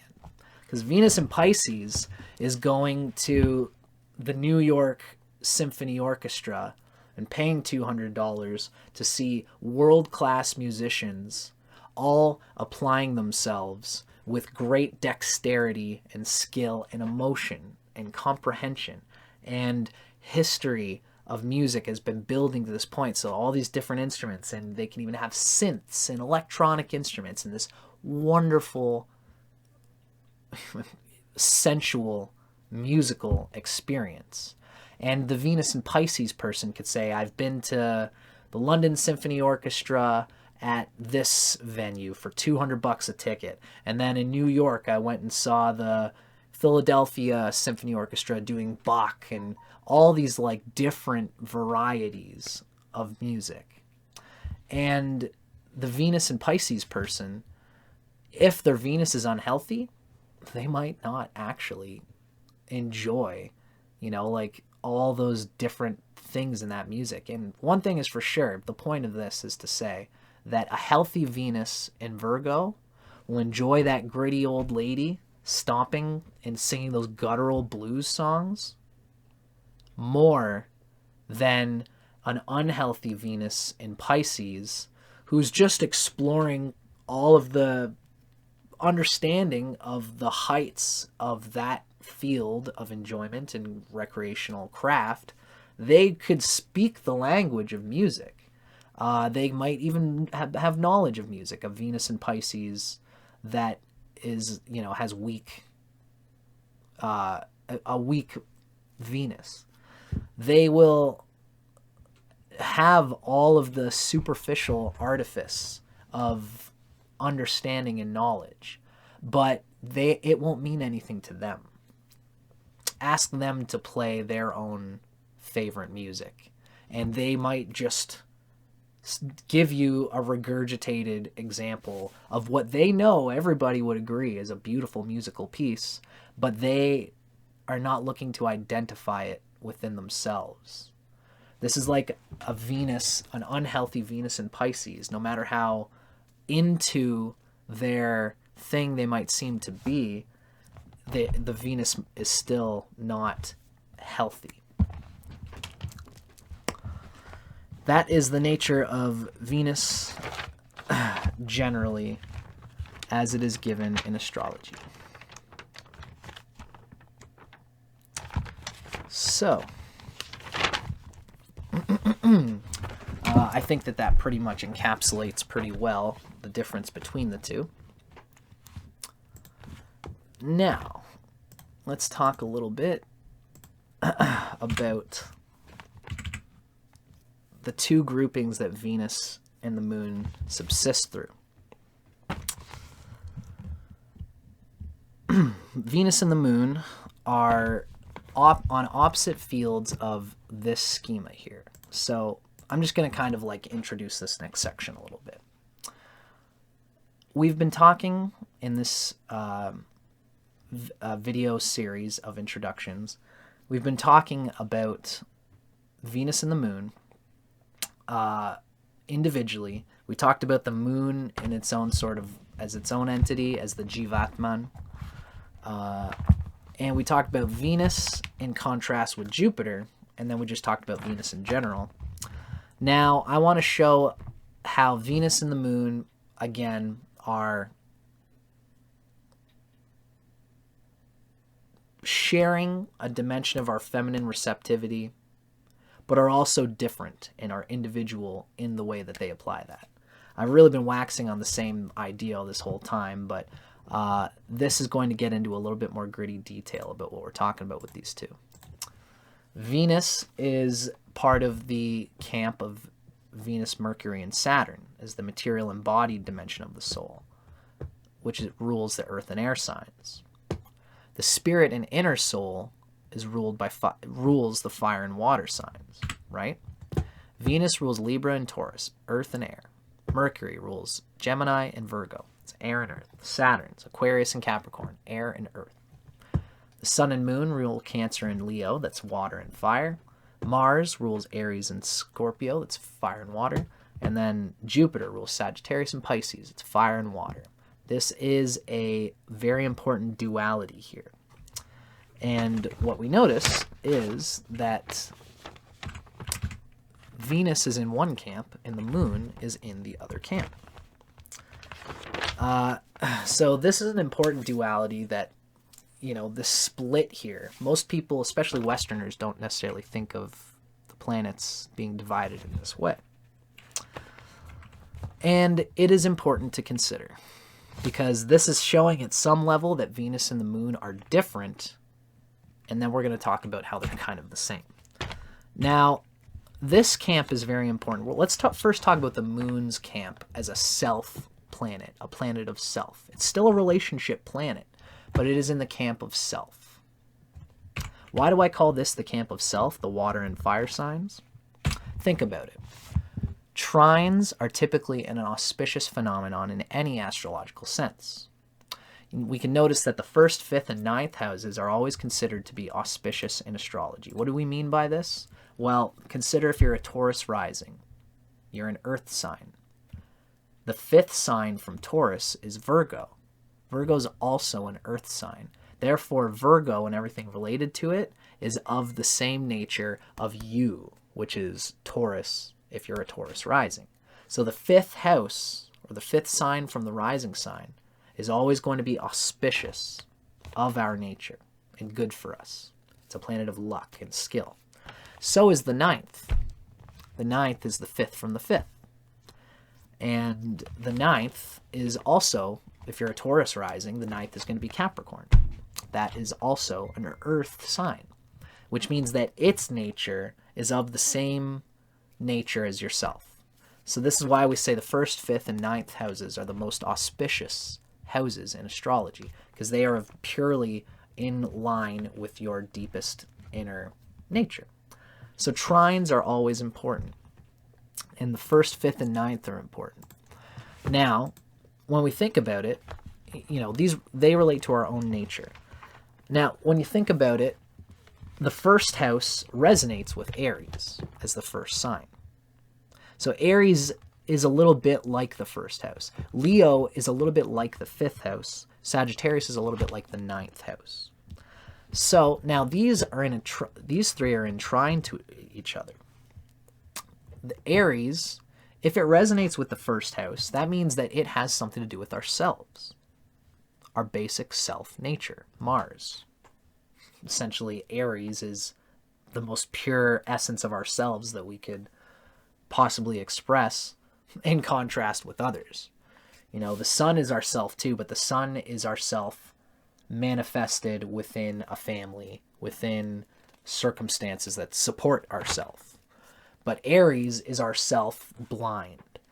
So Aries relates to our self nature as the first sign. And Aries, Leo, and Sag are all in trine with each other. So this tells us that Aries has something to do with the self, and so does Leo and Sagittarius. These rule the fire signs and as well as the water signs, right? Mars rules Aries and Scorpio. Jupiter rules Sagittarius and Pisces. And then the sun rules Leo, and then the moon rules Cancer. So the fire and water signs, because they resonate with 1, 5, and 9, they are of our own nature. They are combustive, emotional, and intuitive elements within ourselves. Thus, their lords, the sun, Mars, Jupiter, and the moon, relate to ourselves and to our inner nature and to the nature of self. And if you have your rising sign as a fire or water sign, then you will be a self-oriented person, even though you still have to deal with others in your reality. Just like how, if you're a Taurus rising, you might identify in a lot of ways with those all around you, but you still have to deal with yourself. Right? I hope you guys can see where I'm at there. Ultimately, though, the sun, Mars, Jupiter, and the moon rule fire and water signs, and they relate to ourselves, our inner nature. And this is where the moon lies. The moon rules Cancer, and the moon is in this camp of self.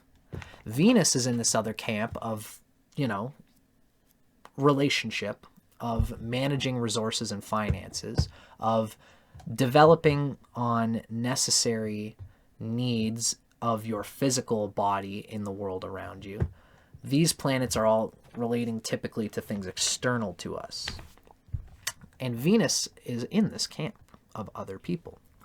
How I like to say it, and an important way to say it, is that the moon is a planet of self in the camp of self, which relates to other people as a relationship planet. Venus is a planet in the camp of other people, which relates to the self in a lot of ways. The moon and Venus are kind of the interspersers of this duality, although Mercury has a lot to do with that too. I could explain that, but now's not the time for it. So the moon is in the fire-water camp. It has to do with our inner needs. It is the one planet amongst these four that is also a relationship planet. Now, while these two are different, again, we also have to consider them as the same in some way and different at the same time. Consider the 5-element schema. Venus is one of the 5 Panchatattvas, right? And in some texts, the sun and moon are separate from these. This is the primary understanding, really, that we have to get at. And this shows the primariness of the moon. This shows that the moon represents something completely altogether different. It's the Jivatman. It's the consciousness which is perceiving the sensations of all these other planets. And a balanced moon can adapt to an imbalance in the Panchatattvas. Whereas a chart with balance amongst these 5 elements will still suffer if the moon is lacking. No matter how balanced these are together, a messed up moon, a messed up Jivatman cannot properly, abide in the balanced reality that is conducive to their growth. They won't take it if the moon is out of whack, even though this might be all in balance. Now, it's important to consider that the moon, again, I've made a point here that these two are separate from each other, but they're doing a similar thing. In some texts, the moon and Venus both preside over the water tattva, just like Mars and Sun both preside over the fire tattva, again, in some texts. Now, the moon resonates as cardinal water, and it does share the emotional realm with Venus. And this is why we say you can find emotional equilibrium through the moon if Venus is weak.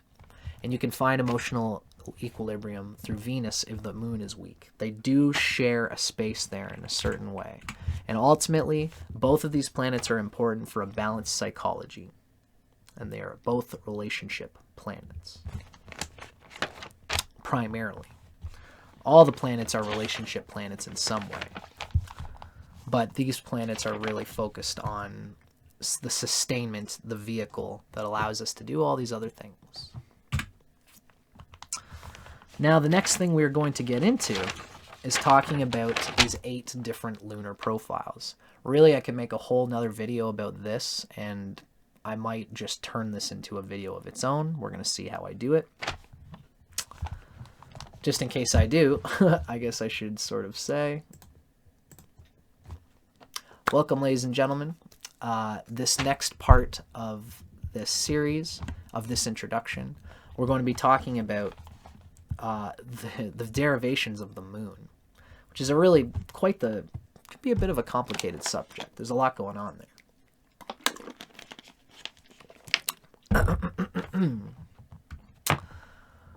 Now, the moon has a duality in its nature. It's the healthy moon versus the unhealthy moon.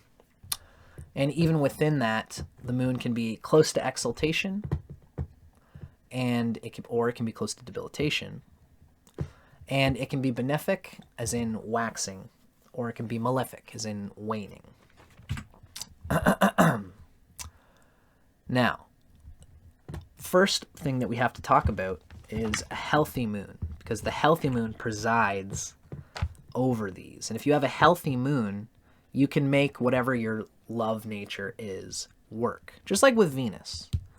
It's the same thing. A healthy Venus can deal with whatever its nature is, even if it's debilitated. In the same way, a healthy moon can deal and accept its love language and its needs, even if those needs are not really conducive to true nurturing as a principle. In the same way, you can have an unhealthy moon, and the really toughest thing would be to have a malefic moon close to debilitation and having negative aspects and other things to it. That would be the most difficult situation. So let's break them down a little bit. A healthy moon versus an unhealthy moon. This comes not through waxing or waning, and not through really sign placement at all. Although in some ways it does. Having a healthy moon relates to dignity, especially throughout all the Varga charts, the the divisional charts. It relates to aspects, having positive aspects going towards it from benefic planets.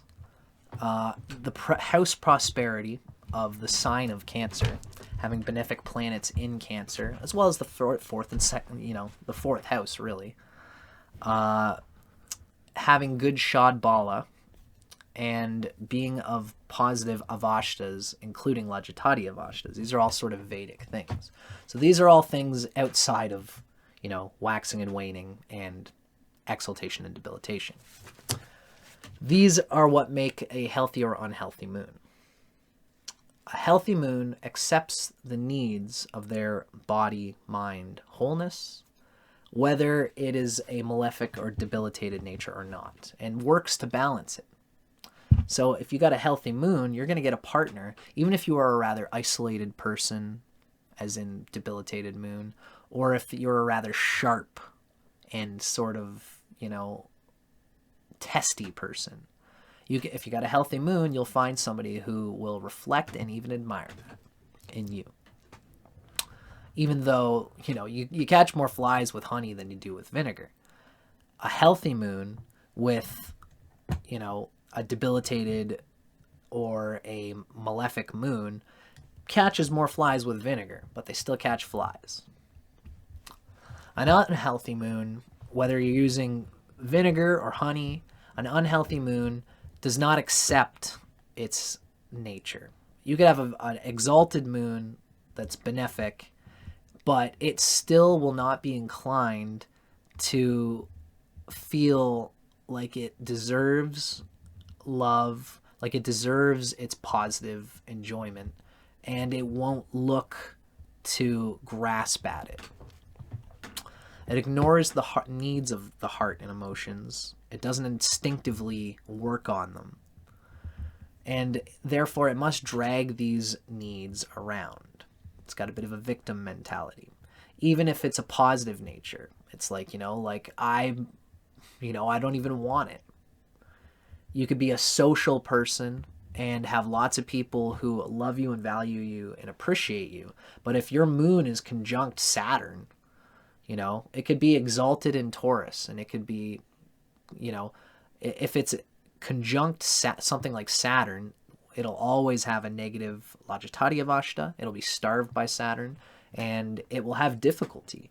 It will have the presence of Saturn, and it will inherently put more value on security through things that it does rather than things that it can get. So whatever's going on with your moon to make it afflicted, it will mean that something has happened to you to make you not enjoy the good things that come to you if it's benefic and close to exaltation. If it's unhealthy, there will be things in your life that make you not able to enjoy that goodness that you attract and that you perpetuate. Now, a benefic moon is a style. Just like the exaltation points are also a style of loving. If you have a healthy moon, you can apply a benefic moon and a malefic moon and get what you need. A benefic moon means that the moon is moving towards full. A full moon behind the actual opposition to the sun, the closer it is to that, the better. To actually being full, as long as it doesn't go past the exact opposition of the sun, then it becomes malefic.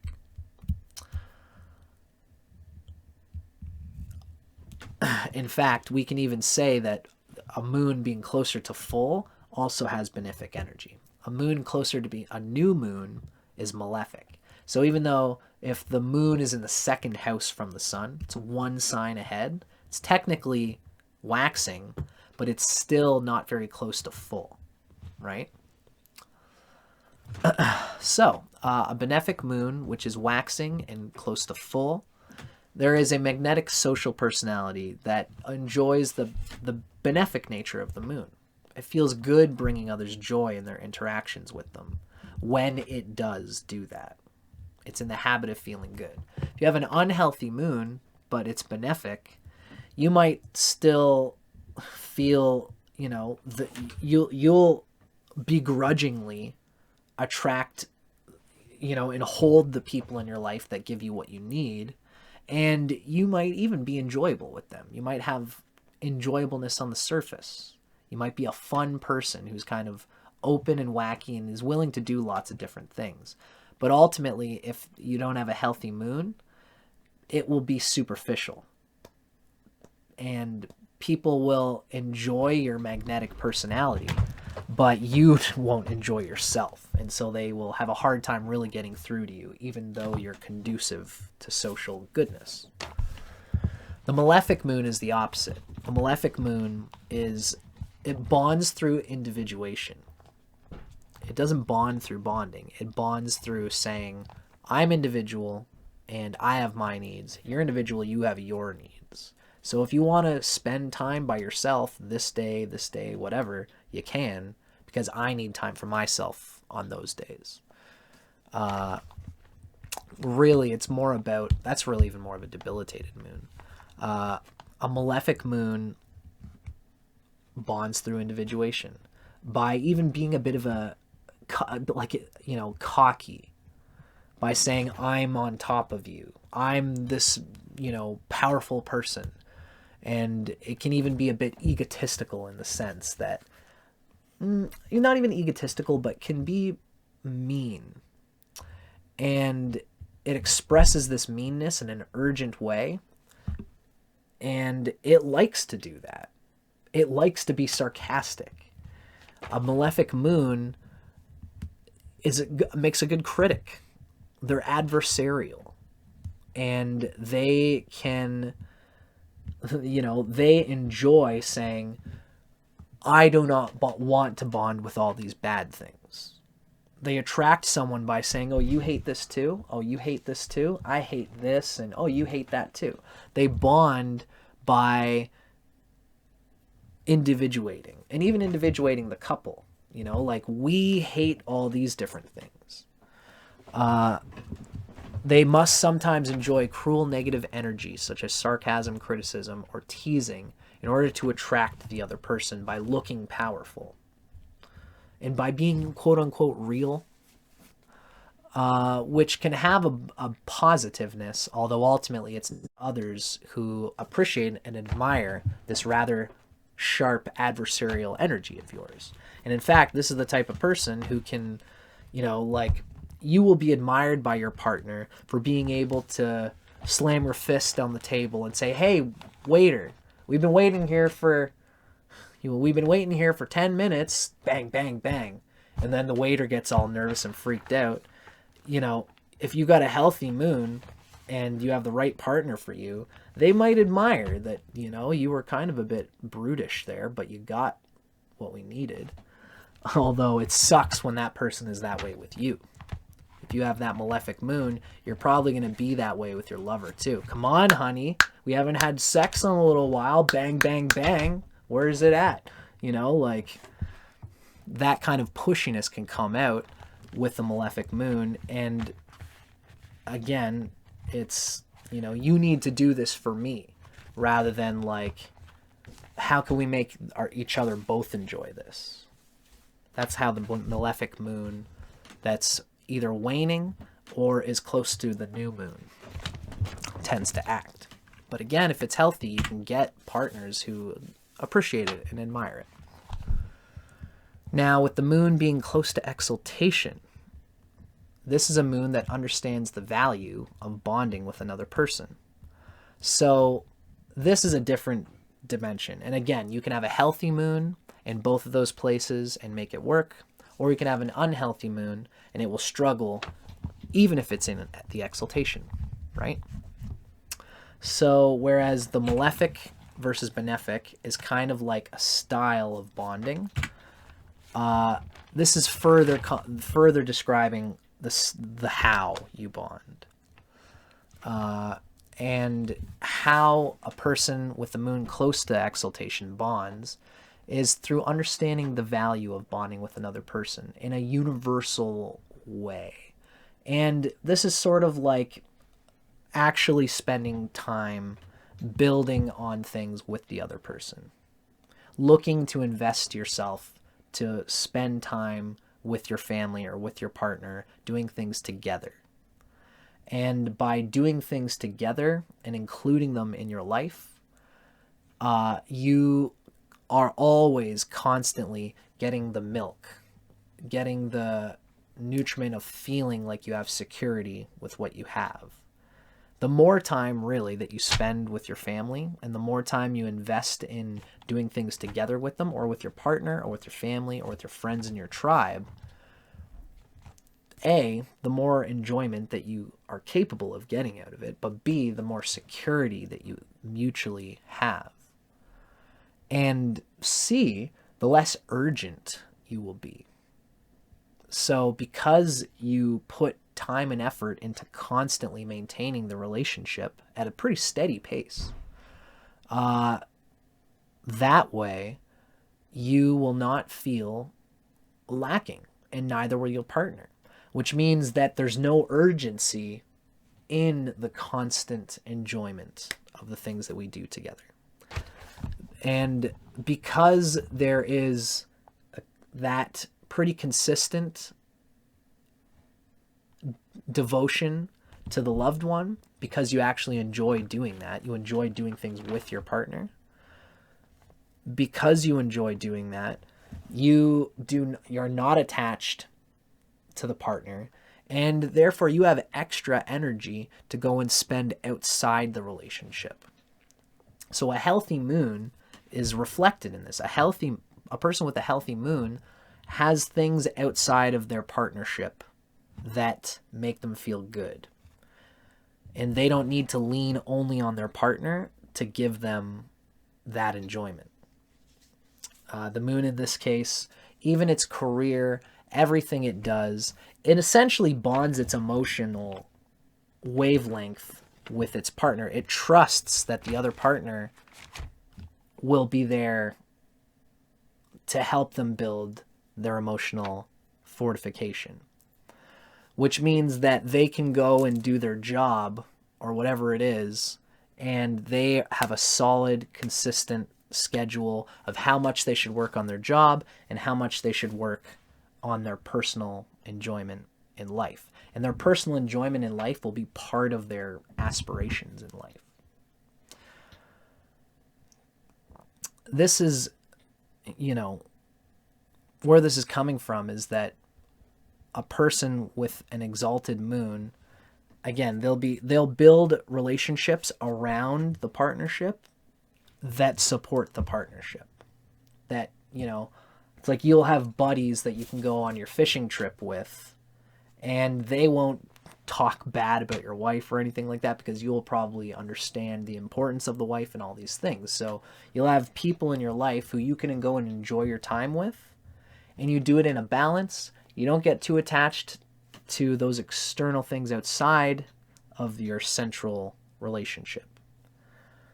And you get a balanced love in your relationship and those around you outside of your relationship. Your personal tribe, which your partner might not even want to hang out with.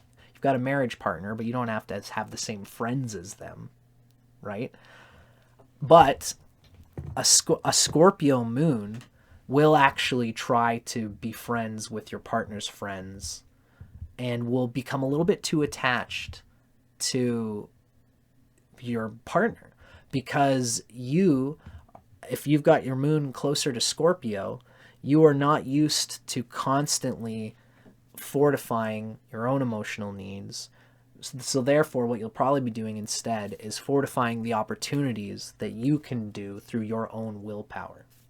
And because you don't put effort into fortifying your relationship, you have to put effort into fortifying your personal resources, your personal contribution to the relationship. And it will be an individual contribution. It has to be, because you're not just building bonding with, through your actions with your family or your partner. Moon in Taurus builds life with the partner in a balanced way with those outside of it. Moon closer to Scorpio builds its life on its self. It feels the need to contribute and to work hard through willpower. Scorpio relates with Mars, relates with our will. And our willpower is going to be what we use to fortify our bonds and to gain security, which means that you have to put effort in if you want security. The moon, closer to Taurus, actually looks to not put effort in. Looks for it to be easy through the mutual enjoyment of other people, you know, the partner, your marriage partner working together with you. When the moon is closer to Scorpio, you think you need to do it all yourself, and you don't instinctively think about investing time with your loved ones. Moon in Scorpio needs time alone, seeks to be emotionally secure oneself by investing in responsibilities and duties that you enjoy. Moon in Scorpio deeply enjoys its own activity. But, you know, two heads are always better than one. Now, if this is a moon that only enjoys its own activity, you're the only person that you have to get this enjoyment, and it's bound to become limited at some point because you're doing all the heavy lifting yourself. Now, what this means is that, you know, you'll have a family where you'll all enjoy coming together, and you will, especially if you have a healthy moon, when close to debilitation, you will make sure that your family has everything that it needs, and that ultimately you'll still enjoy when you do see your family. And your family will appreciate the hard work that you do outside of the family if you have a healthy moon. Then you'll go and you'll mostly be invested in the enjoyment of what you do personally, which you bring home to your family eventually. And when you're at home, you're probably sort of despondent because your mind is focused on what you're going to apply with your will. And, you know, that type of person only can give by giving. They can't give by listening. You know, when the moon's closer to Scorpio, the person's not as good of a listener. They tend to want to be useful to you. So they try to tell, a debilitated moon will try to tell you what you need, or to try to have ideas so that the Scorpio moon can feel like they put in their willpower to gain security. And if you live by the sword, then you die by the sword. If you gain security through will, then you will sustain it through will. And that's how you will like it. Again, if you got a healthy moon, then this will be done in a way that fits your nature and it will work out, although your family won't get to enjoy sharing in that, right? Your marriage partner won't be able to get to enjoy really sharing your needs and your emotional affection energy at some level. They won't be able to get through to you at some level. Even though everybody ultimately is still enjoying it if the moon is healthy.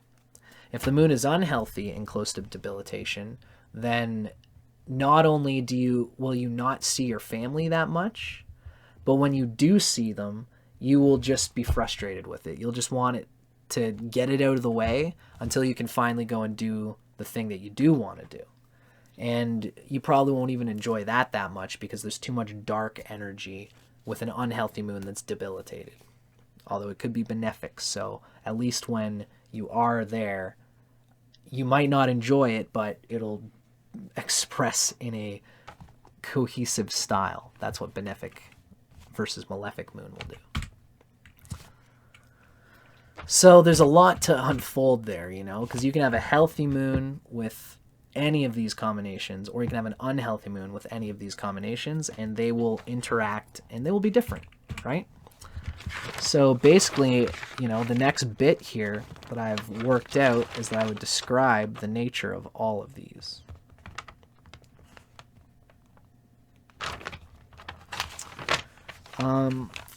But, you know, I think that we kind of get the point here, folks. You know, we can talk about how, what would it be like to have a benefic, healthy moon with an unhealthy Venus. You know, essentially, this would be the type of person... let me just get out my notes just to give it... Might as well give it short thrift, folks. A healthy moon with a bad Venus, you're rather selfish in taking love from others and from your partner, etc. Although it's still love, and it gives the other person purpose, the mutual sharing of needs and the identity of needs, of shared needs, is there. And there is, you know, there's a love there. You might not have knowledge in how to enjoy that love or to enjoy yourself as fully as you can in that situation. But you'll include your family in your activities. You'll provide for them. You'll care for their needs. And you'll enjoy being with them. You'll enjoy, and they'll enjoy your positive moods. You have an inherent positive mood energy when you've got a benefic or a exalted moon. You can consider that too, and especially if it's healthy. Now, if it's a weak Venus, then your emotional needs will be met somewhat at the expense of the love object in some way. The love object will feel like they get to bond with you and to feel needed and to feel like they're nurturing and being nurtured thereby. But they might not necessarily, you might still complain. You might still not be looking, you know, you might just be frustrated and expressing frustration to them. And you might hope that you're allowed to express frustration. That might be a part of how you bond, is you complaining and your partner being willing to listen to you complain. That's like an unhealthy Venus, which is like, I have to be able to say how much I hate this situation and how much I don't like that about you, and I don't like that about our daughter or our son or this friend or my job and all these things. Because you don't like all those things in your life. So your partner will sit with you and smooth it over with you, although they might not enjoy it that much, right?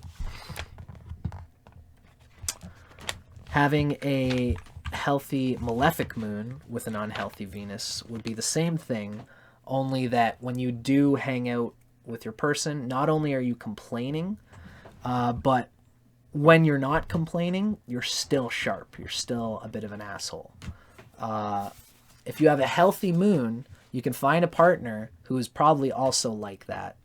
And you two can kind of share and even be a bit mean to each other and even critical of each other, because they will likely vibe to your vibe. But if you're healthy, if your moon is healthy, you will ultimately still provide for it and take care of it. And you'll be a bit negative and brutish in your relationship. But if the moon is healthy, then you will still get what your needs are. You just won't enjoy it, and you won't know how to unfold the enjoyment of it when you do hang out with your family. Now imagine an unhealthy moon, specifically a benefic one, with a healthy Venus. To give this, once again, sort of short thrift.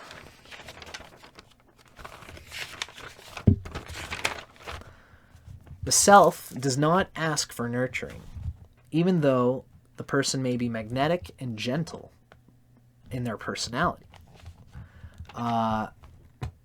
Gentle and receptive coming from Venus, meaning like that might be a value that you listen to the partner because you know inside that that will secure them to you. And even being the benefic moon, they will enjoy hanging out with you when they get to hang out with you, and you will provide luxurious resources to them, and even time. You will put in time to take care of what their needs or what their wants are. If you have a healthy Venus, you will take care of the enjoyment of everyone in your family, and if the moon is benefic, they will enjoy you and how you do it all. But it will probably not be in a full alignment with your actual needs. And it might be difficult for you to truly communicate your needs to your partner. Although with this situation, you'll probably communicate it to your partner, and they will smooth it over, probably, with this sort of configuration. You might be actually living a life that doesn't really give you what you need to be your best self, but you've already accepted this marriage, and your partner does at least like your benefic moon in the nature of you being conducive to a nice way of being. And if you've got a healthy Venus, they will talk with you about how we can make this essentially not working situation work. And with this configuration, depending on how unhealthy the moon is, you will probably make it work. Now, an unhealthy and malefic moon with a healthy Venus can be the same thing. The only difference is that your partner has to take on the fact that you are essentially still you enjoy being sharp, you enjoy being critical, you enjoy being willful and a bit sarcastic, and your partner will probably enjoy, at some level, be accepting of you having that nature and that energy, which will probably bum them out, and they will probably reflect that back at you. And when they are negative with you, this will put you in all kinds of even deeper resentment. But again, you can still have a workable, functional marriage if your Venus is healthy, because you and your partner will ultimately talk about what the two of you need or can do in order to make this rather impractical situation workable, functional, so that it will have some utility. If the Venus is healthy, you will be a sharp person, and you yourself will not find deep enjoyment because the situation, the partner, the kids, the house will all probably, you did not have the sense to attract or, find a situation that essentially works with all your needs.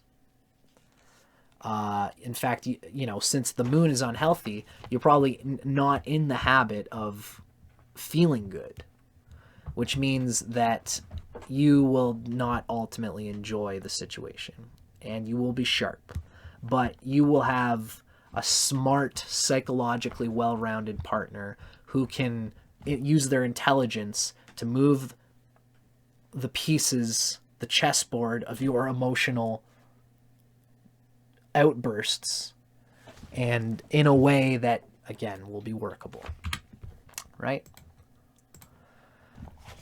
So that is a lot to go through there, folks. That was a really not that concise description of these things. This video went longer than I thought it would. Story of my life. But in any case, I still enjoyed doing it for you folks. This has been the intro to the Moon and Venus series. I hope you guys enjoyed it. I hope you guys enjoyed the video. Leave me some comments. Let me know what you think. Let me know if I was accurate to the nature of Venus and the Moon and whatever.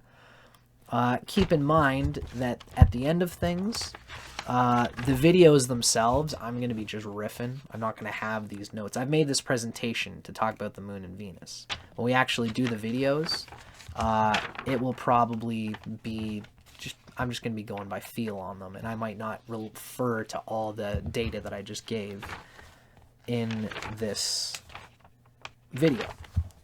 Now, the last thing I wanted to say is that, when I'm talking about the actual Sun-Moon combinations, I'm going to talk a lot about Venus's position from the Moon. It's because the Moon is primary, and it is our essential emotional nature. We're going to talk about how Venus being in the Moon's 10th is generally considered to be a very good thing and a good yoga. Venus, or any planet in a kendra, or in an angle from the Moon, tends to be considered a certain type of yoga. So I'm going to try to include yoga, the yogas of Venus and the Moon in these videos. Ultimately, if Venus is in the moon's 7th, 9th, or 5th, it can be damaging to Venus, because then Venus is in an aspect with the moon, and we know that the moon is an enemy to Venus and will starve Venus. So if Venus is in the moon's 5th house, that's the best place. That's one of the better places for Venus to be, actually, because it's still taking a heavy aspect from the moon, but the 5th house aspect isn't as strong. The 5th house trine, the moon is less strong giving to its 5th house than it is to its 9th house. But Venus is the same way. So Venus is giving its benefic energy to the moon from the 9th house, which is strong, and the moon is only starving Venus from a 5th house aspect. But Venus being in the moon's 9th is a difficult position.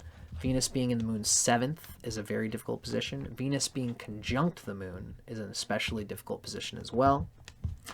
When Venus is in the Dastana from the moon, it means that Venus will take a little bit of time and even will be a bit wasteful to the moon's essential needs.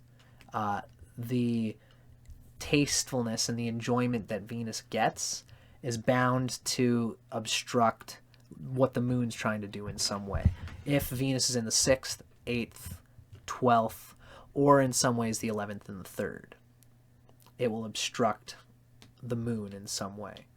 And that's if Venus is in the 6th, 8th, 12th, 11th, or 3rd from the moon. Many people in Vedic astrology, they will even make what's called a Chandra chart, and that's the using the moon as the rising sign. I often do that when I cannot find a person's rising sign. And, so the Kendras are typically the best when Venus is in an angle from the moon. First house, the 4th house, not necessarily the 7th house, specifically to Venus. Really, the 4th house and the 10th house from the moon are probably the best places for Venus. Venus also does very well in the 2nd house from the moon. The 5th is okay. The 10th is good. And the 11th is not so bad either. So these are all things that I'm kind of going to be talking about when we unfold the series, and a few other things. So I'm looking forward to unfolding it all for you guys and with you guys. Let me know in the comments if you guys enjoyed this, and I'll see you guys on the next episode that I decide to put out. Thanks for watching.